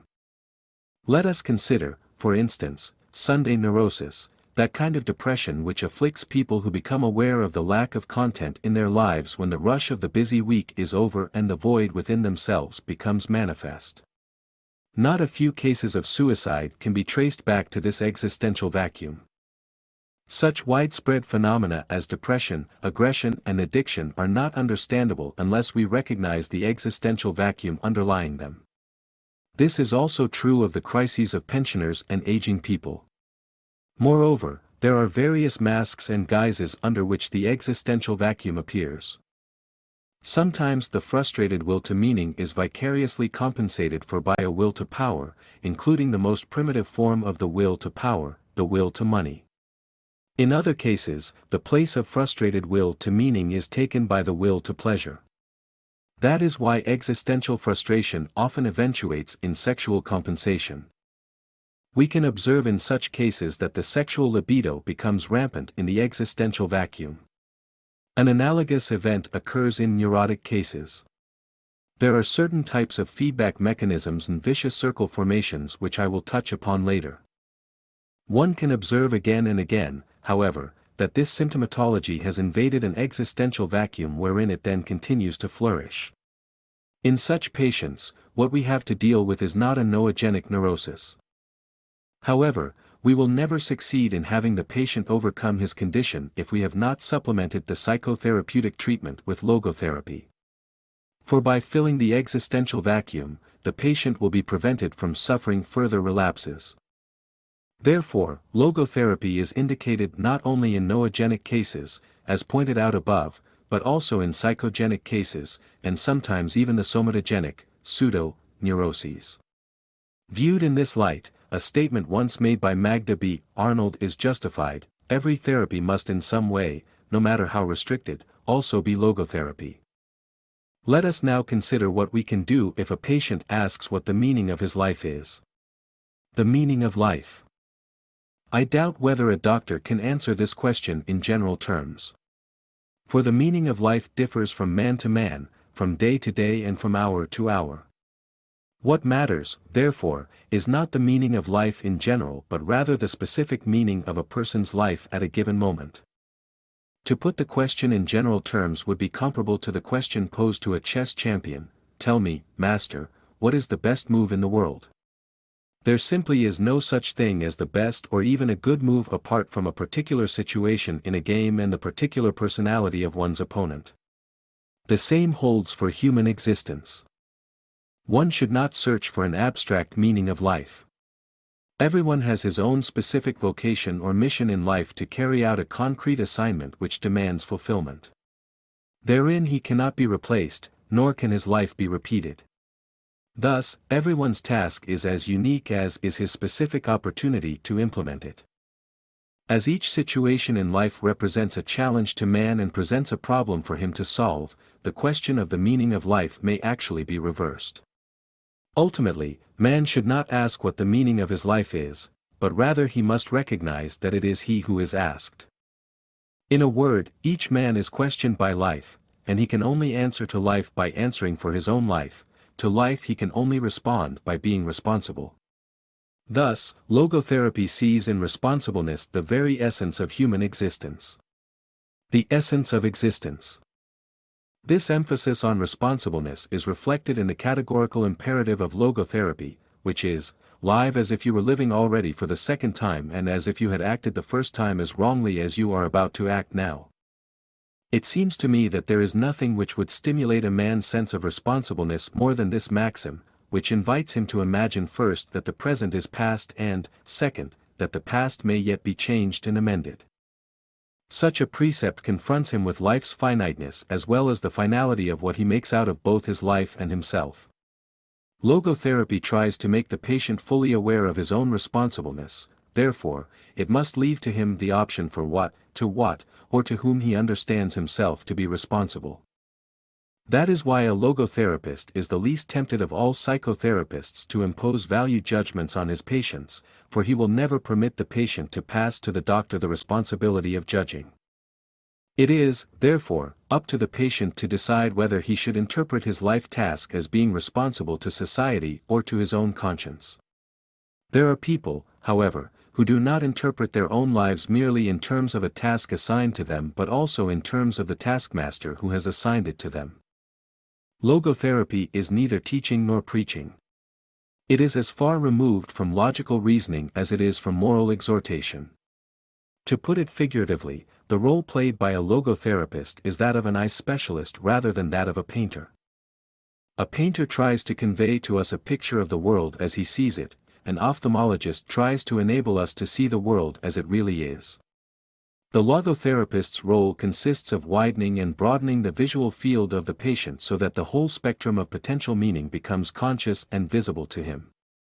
By declaring that man is responsible and must actualize the potential meaning of his life, I wish to stress that the true meaning of life is to be discovered in the world rather than within man or his own psyche, as though it were a closed system. I have termed this constitutive characteristic the self-transcendence of human existence. It denotes the fact that being human always points, and is directed, to something, or someone, other than oneself, be it a meaning to fulfill or another human being to encounter. The more one forgets himself, by giving himself to a cause to serve or another person to love, the more human he is and the more he actualizes himself. What is called self-actualization is not an attainable aim at all, for the simple reason that the more one would strive for it, the more he would miss it. In other words, self-actualization is possible only as a side effect of self-transcendence. Thus far we have shown that the meaning of life always changes, but that it never ceases to be. According to logotherapy, we can discover this meaning in life in three different ways: 1. By creating a work or doing a deed; 2. By experiencing something or encountering someone; and 3. By the attitude we take toward unavoidable suffering. The first, the way of achievement or accomplishment, is quite obvious. The second and third need further elaboration. The second way of finding a meaning in life is by experiencing something, such as goodness, truth and beauty, by experiencing nature and culture, or, last but not least, by experiencing another human being in his very uniqueness, by loving him. The meaning of love. Love is the only way to grasp another human being in the innermost core of his personality. No one can become fully aware of the very essence of another human being unless he loves him. By his love he is enabled to see the essential traits and features in the beloved person, and even more, he sees that which is potential in him, which is not yet actualized but yet ought to be actualized. Furthermore, by his love, the loving person enables the beloved person to actualize these potentialities. By making him aware of what he can be and of what he should become, he makes these potentialities come true. In logotherapy, love is not interpreted as a mere epiphenomenon of sexual drives and instincts in the sense of a so-called sublimation. Love is as primary a phenomenon as sex. Normally, sex is a mode of expression for love. Sex is justified, even sanctified, as soon as, but only as long as, it is a vehicle of love. Thus love is not understood as a mere side effect of sex; rather, sex is a way of expressing the experience of that ultimate togetherness which is called love. The third way of finding a meaning in life is by suffering. The meaning of suffering. We must never forget that we may also find meaning in life even when confronted with a hopeless situation, when facing a fate that cannot be changed. For what then matters is to bear witness to the uniquely human potential at its best, which is to transform a personal tragedy into a triumph, to turn one's predicament into a human achievement. When we are no longer able to change a situation, just think of an incurable disease such as inoperable cancer, we are challenged to change ourselves. Let me cite a clear-cut example. Once, an elderly general practitioner consulted me because of his severe depression. He could not overcome the loss of his wife who had died 2 years before and whom he had loved above all else. Now, how could I help him? What should I tell him? Well, I refrained from telling him anything but instead confronted him with the question, "What would have happened, doctor, if you had died first, and your wife would have had to survive you?" "Oh," he said, "for her this would have been terrible, how she would have suffered." Whereupon I replied, "You see, doctor, such a suffering has been spared her, and it was you who have spared her this suffering, to be sure, at the price that now you have to survive and mourn her." He said no word but shook my hand and calmly left my office. In some way, suffering ceases to be suffering at the moment it finds a meaning, such as the meaning of a sacrifice. Of course, this was no therapy in the proper sense since, first, his despair was no disease, and second, I could not change his fate, I could not revive his wife. But in that moment I did succeed in changing his attitude toward his unalterable fate inasmuch as from that time on he could at least see a meaning in his suffering. It is one of the basic tenets of logotherapy that man's main concern is not to gain pleasure or to avoid pain but rather to see a meaning in his life. That is why man is even ready to suffer, on the condition, to be sure, that his suffering has a meaning. But let me make it perfectly clear that in no way is suffering necessary to find meaning. I only insist that meaning is possible even in spite of suffering, provided, certainly, that the suffering is unavoidable. If it were avoidable, however, the meaningful thing to do would be to remove its cause, be it psychological, biological or political. To suffer unnecessarily is masochistic rather than heroic.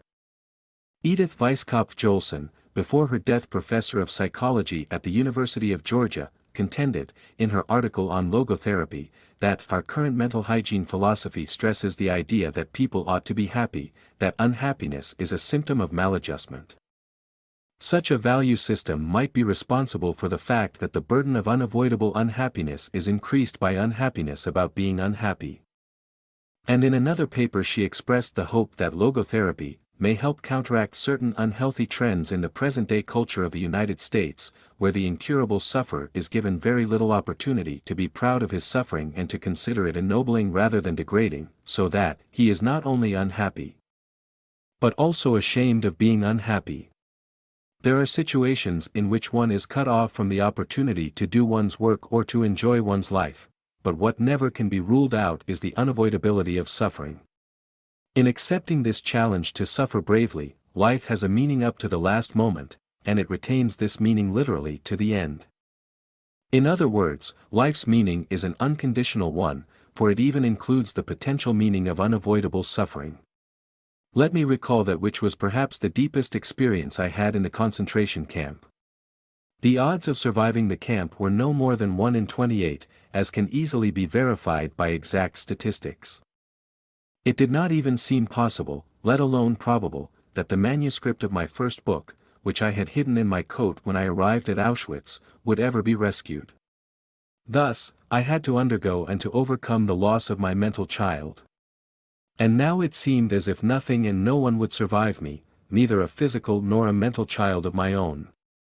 So I found myself confronted with the question whether under such circumstances my life was ultimately void of any meaning. Not yet did I notice that an answer to this question with which I was wrestling so passionately was already in store for me, and that soon thereafter this answer would be given to me. This was the case when I had to surrender my clothes and in turn inherited the worn-out rags of an inmate who had already been sent to the gas chamber immediately after his arrival at the Auschwitz railway station. Instead of the many pages of my manuscript, I found in a pocket of the newly acquired coat one single page torn out of a Hebrew prayer book, containing the most important Jewish prayer, Shema Yisrael. How should I have interpreted such a coincidence other than as a challenge to live my thoughts instead of merely putting them on paper? A bit later, I remember, it seemed to me that I would die in the near future. In this critical situation, however, my concern was different from that of most of my comrades. Their question was, will we survive the camp? For, if not, all this suffering has no meaning. The question which beset me was, has all this suffering, this dying around us, a meaning? For, if not, then ultimately there is no meaning to survival, for a life whose meaning depends upon such a happenstance, as whether one escapes or not, ultimately would not be worth living at all. Metaclinical problems. More and more, a psychiatrist is approached today by patients who confront him with human problems rather than neurotic symptoms. Some of the people who nowadays call on a psychiatrist would have seen a pastor, priest or rabbi in former days. Now they often refuse to be handed over to a clergyman and instead confront the doctor with questions such as, what is the meaning of my life? A logodrama. I should like to cite the following instance. Once, the mother of a boy who had died at the age of 11 years was admitted to my hospital department after a suicide attempt. Dr. Kurt Kukurek invited her to join a therapeutic group, and it happened that I stepped into the room where he was conducting a psychodrama. She was telling her story. At the death of her boy she was left alone with another, older son, who was crippled, suffering from the effects of infantile paralysis. The poor boy had to be moved around in a wheelchair. His mother, however, rebelled against her fate. But when she tried to commit suicide together with him, it was the crippled son who prevented her from doing so. He liked living.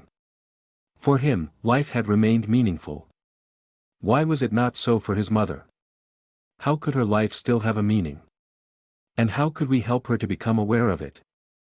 Improvising, I participated in the discussion, and questioned another woman in the group. I asked her how old she was and she answered, 30. I replied, no, you are not 30 but instead 80 and lying on your deathbed. And now you are looking back on your life, a life which was childless but full of financial success and social prestige. And then I invited her to imagine what she would feel in this situation. What will you think of it? What will you say to yourself? Let me quote what she actually said from a tape which was recorded during that session. Oh, I married a millionaire, I had an easy life full of wealth, and I lived it up.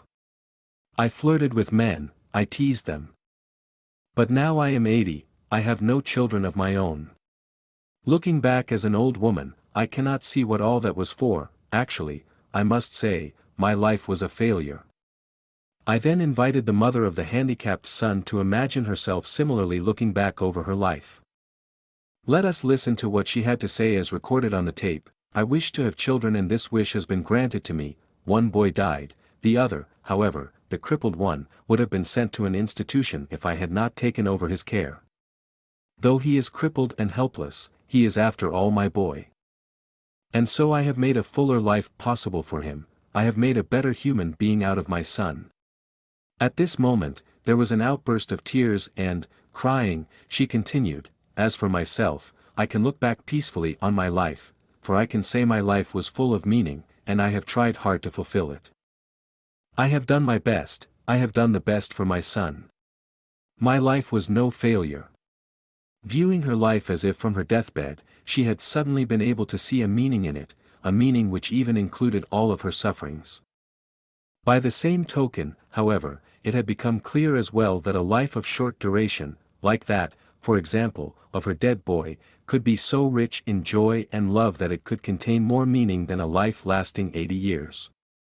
After a while I proceeded to another question, this time addressing myself to the whole group.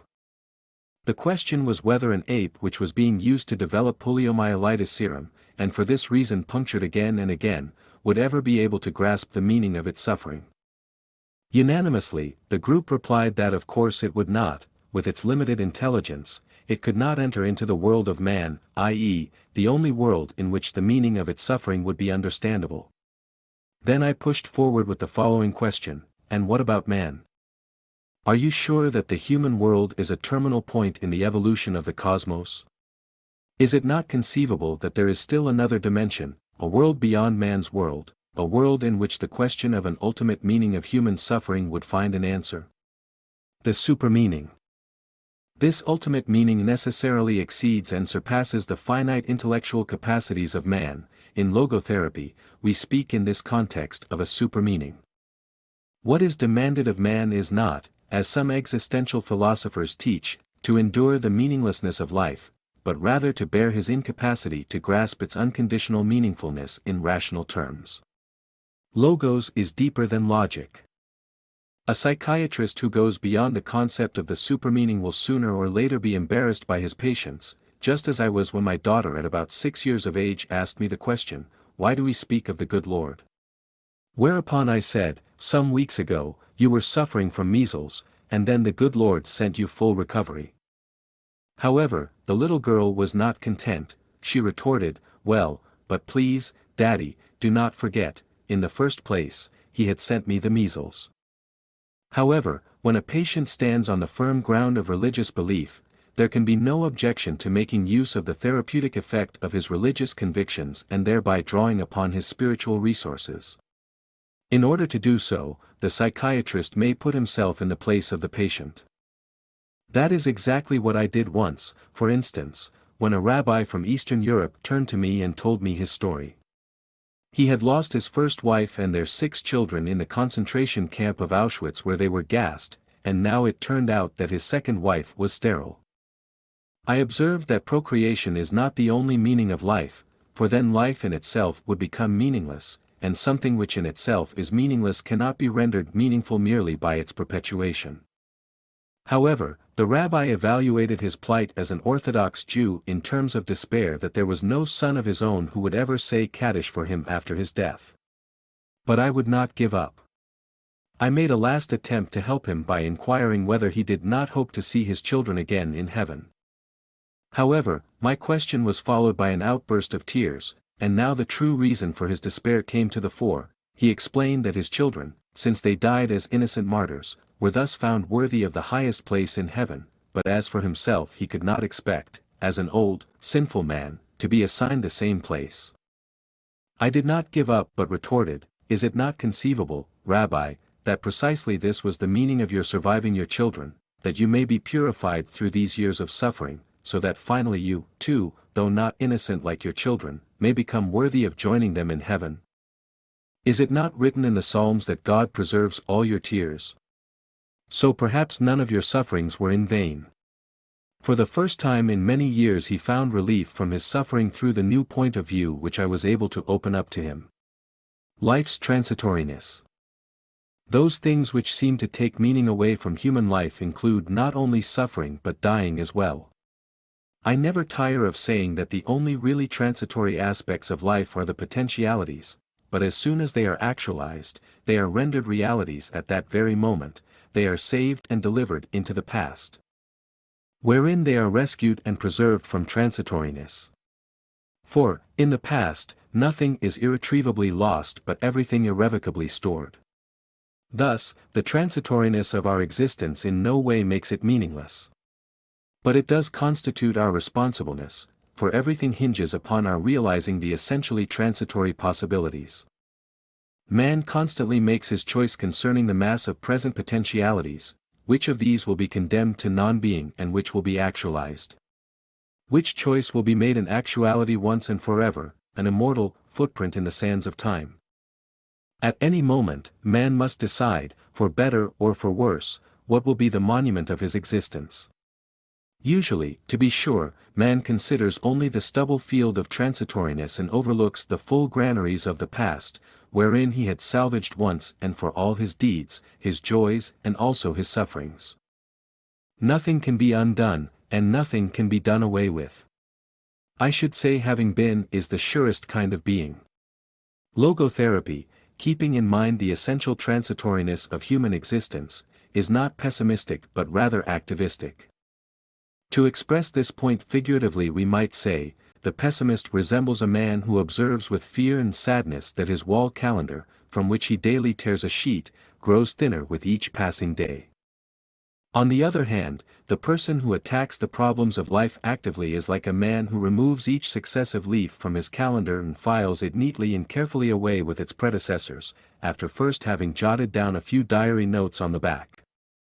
He can reflect with pride and joy on all the richness set down in these notes, on all the life he has already lived to the fullest. What will it matter to him if he notices that he is growing old? Has he any reason to envy the young people whom he sees, or wax nostalgic over his own lost youth? What reasons has he to envy a young person? For the possibilities that a young person has, the future which is in store for him? No, thank you, he will think. Instead of possibilities, I have realities in my past, not only the reality of work done and of love loved, but of sufferings bravely suffered. These sufferings are even the things of which I am most proud, though these are things which cannot inspire envy. Logotherapy as a technique. A realistic fear, like the fear of death, cannot be tranquilized away by its psychodynamic interpretation. On the other hand, a neurotic fear, such as agoraphobia, cannot be cured by philosophical understanding. However, logotherapy has developed a special technique to handle such cases, too. To understand what is going on whenever this technique is used, we take as a starting point a condition which is frequently observed in neurotic individuals, namely, anticipatory anxiety. It is characteristic of this fear that it produces precisely that of which the patient is afraid.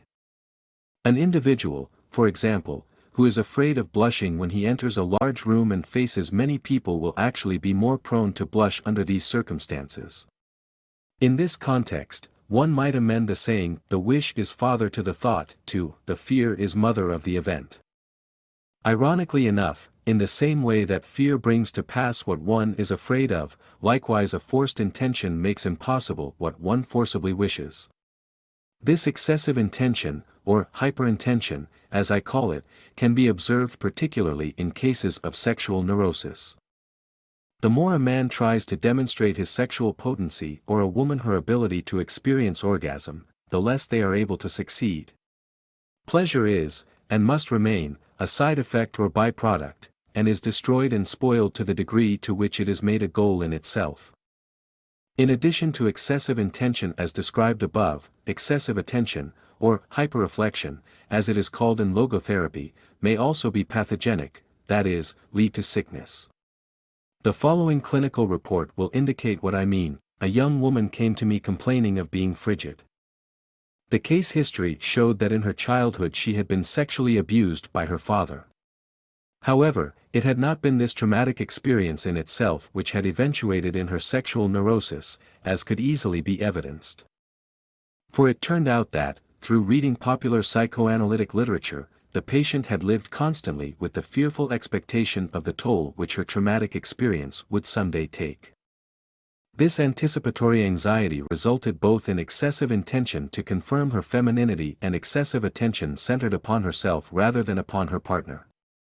This was enough to incapacitate the patient for the peak experience of sexual pleasure, since the orgasm was made an object of intention, and an object of attention as well, instead of remaining an unintended effect of unreflected dedication and surrender to the partner.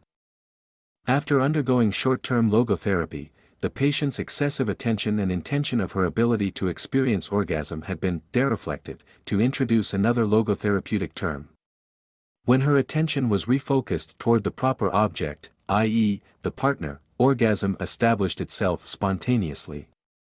Logotherapy bases its technique called paradoxical intention on the twofold fact that fear brings about that which one is afraid of, and that hyperintention makes impossible what one wishes. In German I described paradoxical intention as early as 1939. In this approach the phobic patient is invited to intend, even if only for a moment, precisely that which he fears. Let me recall a case. A young physician consulted me because of his fear of perspiring. Whenever he expected an outbreak of perspiration, this anticipatory anxiety was enough to precipitate excessive sweating. In order to cut this circle formation I advised the patient, in the event that sweating should recur, to resolve deliberately to show people how much he could sweat. A week later he returned to report that whenever he met anyone who triggered his anticipatory anxiety, he said to himself, "I only sweated out a quart before, but now I'm going to pour at least 10 quarts. The result was that, after suffering from his phobia for 4 years, he was able, after a single session, to free himself permanently of it within 1 week. The reader will note that this procedure consists of a reversal of the patient's attitude, inasmuch as his fear is replaced by a paradoxical wish. By this treatment, the wind is taken out of the sails of the anxiety. Such a procedure, however, must make use of the specifically human capacity for self-detachment inherent in a sense of humor. This basic capacity to detach one from oneself is actualized whenever the logotherapeutic technique called paradoxical intention is applied. At the same time, the patient is enabled to put himself at a distance from his own neurosis. A statement consistent with this is found in Gordon W. Allport's book, The Individual and His Religion. The neurotic who learns to laugh at himself may be on the way to self-management, perhaps to cure. Paradoxical intention is the empirical validation and clinical application of Allport's statement. A few more case reports may serve to clarify this method further. The following patient was a bookkeeper who had been treated by many doctors and in several clinics without any therapeutic success. When he was admitted to my hospital department, he was in extreme despair, confessing that he was close to suicide. For some years, he had suffered from a writer's cramp which had recently become so severe that he was in danger of losing his job. Therefore, only immediate short-term therapy could alleviate the situation. In starting treatment, Dr. Eva Kosdra recommended to the patient that he do just the opposite of what he usually had done, namely, instead of trying to write as neatly and legibly as possible, to write with the worst possible scrawl. He was advised to say to himself, "Now I will show people what a good scribbler I am." And at the moment in which he deliberately tried to scribble, he was unable to do so. "I tried to scrawl but simply could not do it," he said the next day. Within 48 hours the patient was in this way freed from his writer's cramp, and remained free for the observation period after he had been treated. He is a happy man again and fully able to work. A similar case, dealing, however, with speaking rather than writing, was related to me by a colleague in the laryngological department of the Vienna Polyclinic Hospital. It was the most severe case of stuttering he had come across in his many years of practice. Never in his life, as far as the stutterer could remember, had he been free from his speech trouble, even for a moment, except once. This happened when he was 12 years old and had hooked a ride on a streetcar. When caught by the conductor, he thought that the only way to escape would be to elicit his sympathy, and so he tried to demonstrate that he was just a poor stuttering boy. At that moment, when he tried to stutter, he was unable to do it. Without meaning to, he had practiced paradoxical intention, though not for therapeutic purposes. However, this presentation should not leave the impression that paradoxical intention is effective only in monosymptomatic cases. By means of this logotherapeutic technique, my staff at the Vienna Polyclinic Hospital has succeeded in bringing relief even in obsessive-compulsive neuroses of a most severe degree and duration. I refer, for instance, to a woman 65 years of age who had suffered for 60 years from a washing compulsion. Dr. Eva Kozdra started logotherapeutic treatment by means of paradoxical intention, and 2 months later the patient was able to lead a normal life. Before admission to the neurological department of the Vienna Polyclinic Hospital, she had confessed, "Life was hell for me." Handicapped by her compulsion and bacteriophobic obsession, she finally remained in bed all day unable to do any housework. It would not be accurate to say that she is now completely free of symptoms, for an obsession may come to her mind.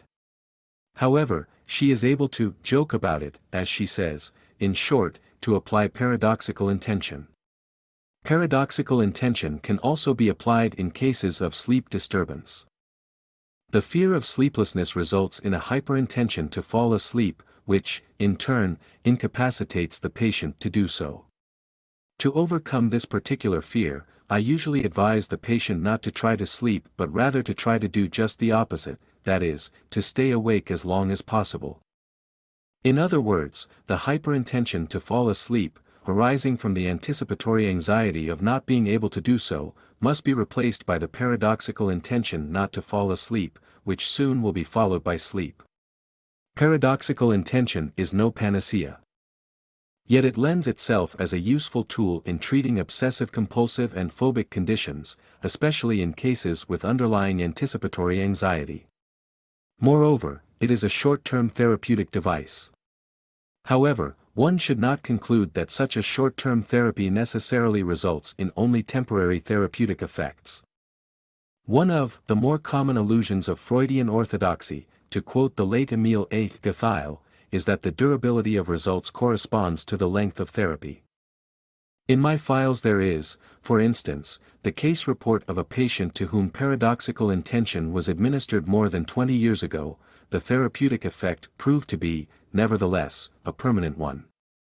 One of the most remarkable facts is that paradoxical intention is effective regardless of the etiological basis of the case concerned.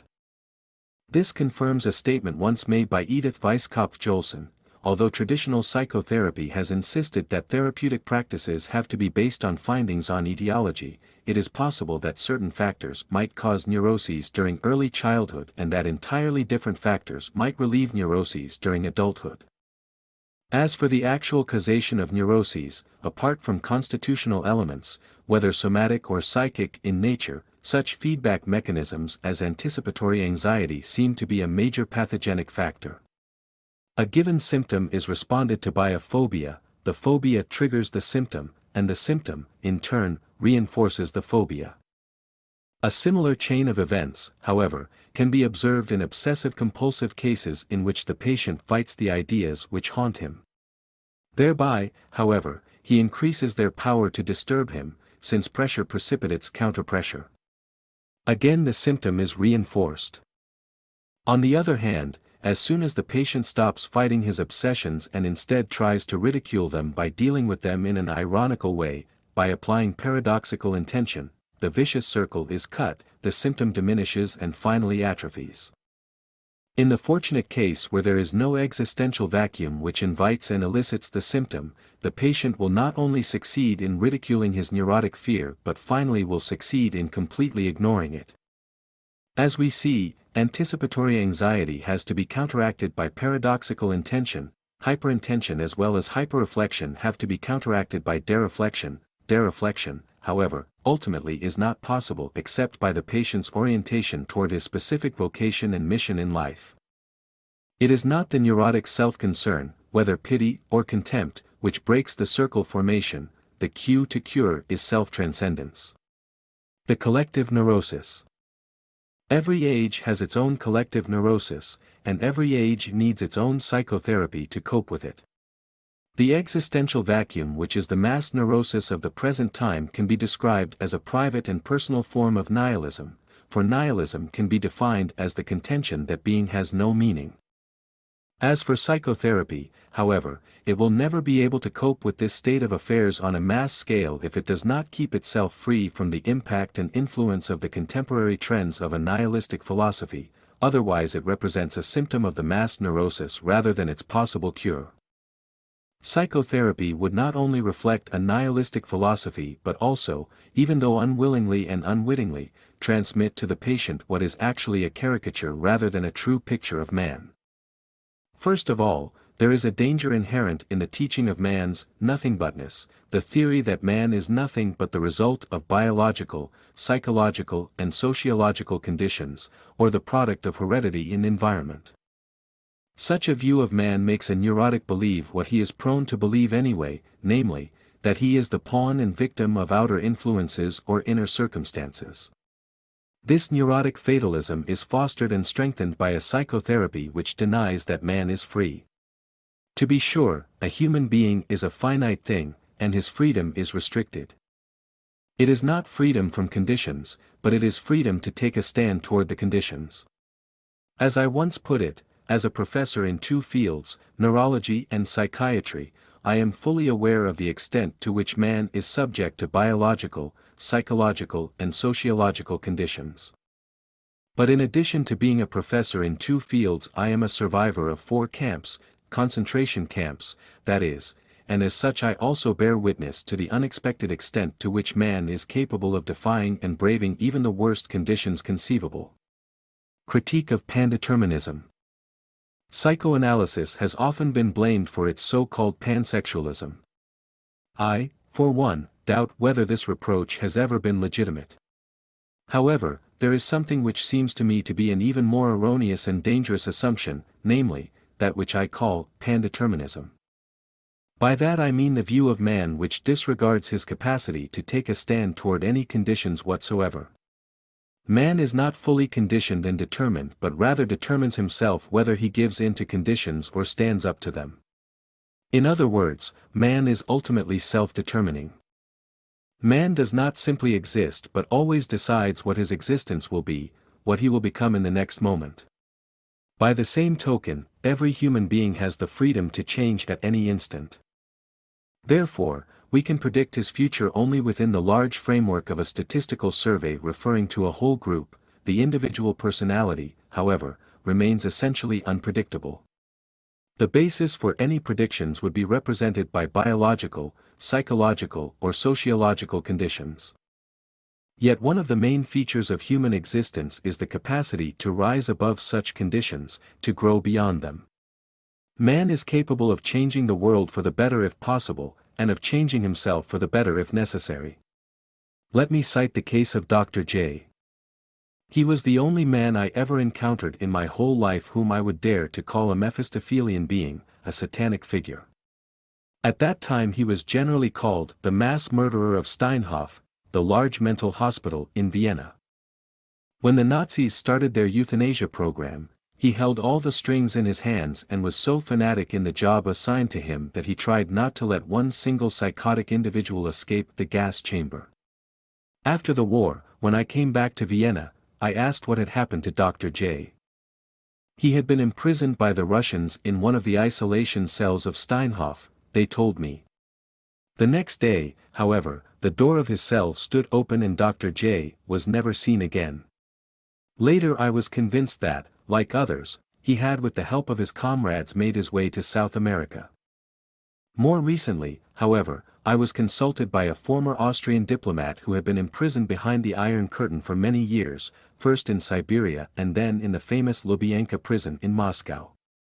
While I was examining him neurologically, he suddenly asked me whether I happened to know Dr. J.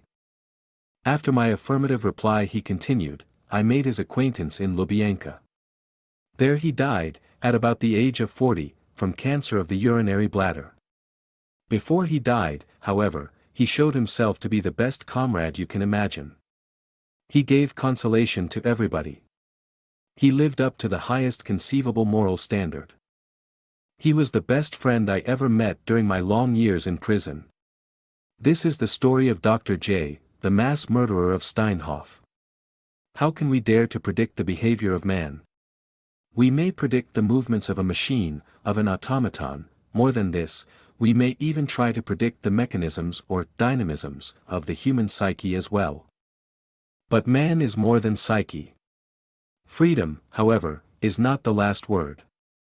Freedom is only part of the story and half of the truth.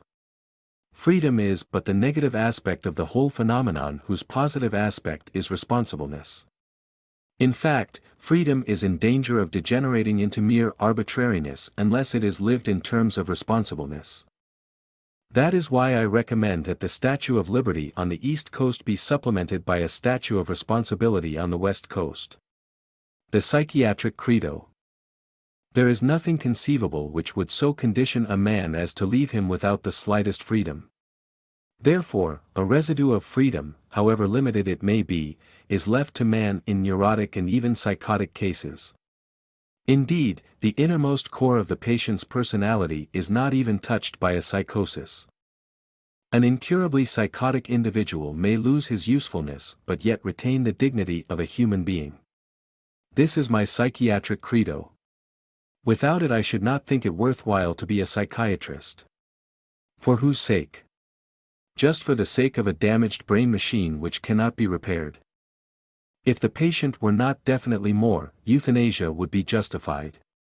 Psychiatry rehumanized. For too long a time, for half a century, in fact, psychiatry tried to interpret the human mind merely as a mechanism, and consequently the therapy of mental disease merely in terms of a technique. I believe this dream has been dreamt out. What now begins to loom on the horizon are not the sketches of a psychologized medicine but rather those of a humanized psychiatry. A doctor, however, who would still interpret his own role mainly as that of a technician would confess that he sees in his patient nothing more than a machine, instead of seeing the human being behind the disease. A human being is not one thing among others, things determine each other, but man is ultimately self-determining. What he becomes, within the limits of endowment and environment, he has made out of himself. In the concentration camps, for example, in this living laboratory and on this testing ground, we watched and witnessed some of our comrades behave like swine while others behaved like saints. Man has both potentialities within himself. Which one is actualized depends on decisions but not on conditions. Our generation is realistic, for we have come to know man as he really is. After all, man is that being who invented the gas chambers of Auschwitz. However, he is also that being who entered those gas chambers upright, with the Lord's Prayer or the Shema Yisrael on his lips.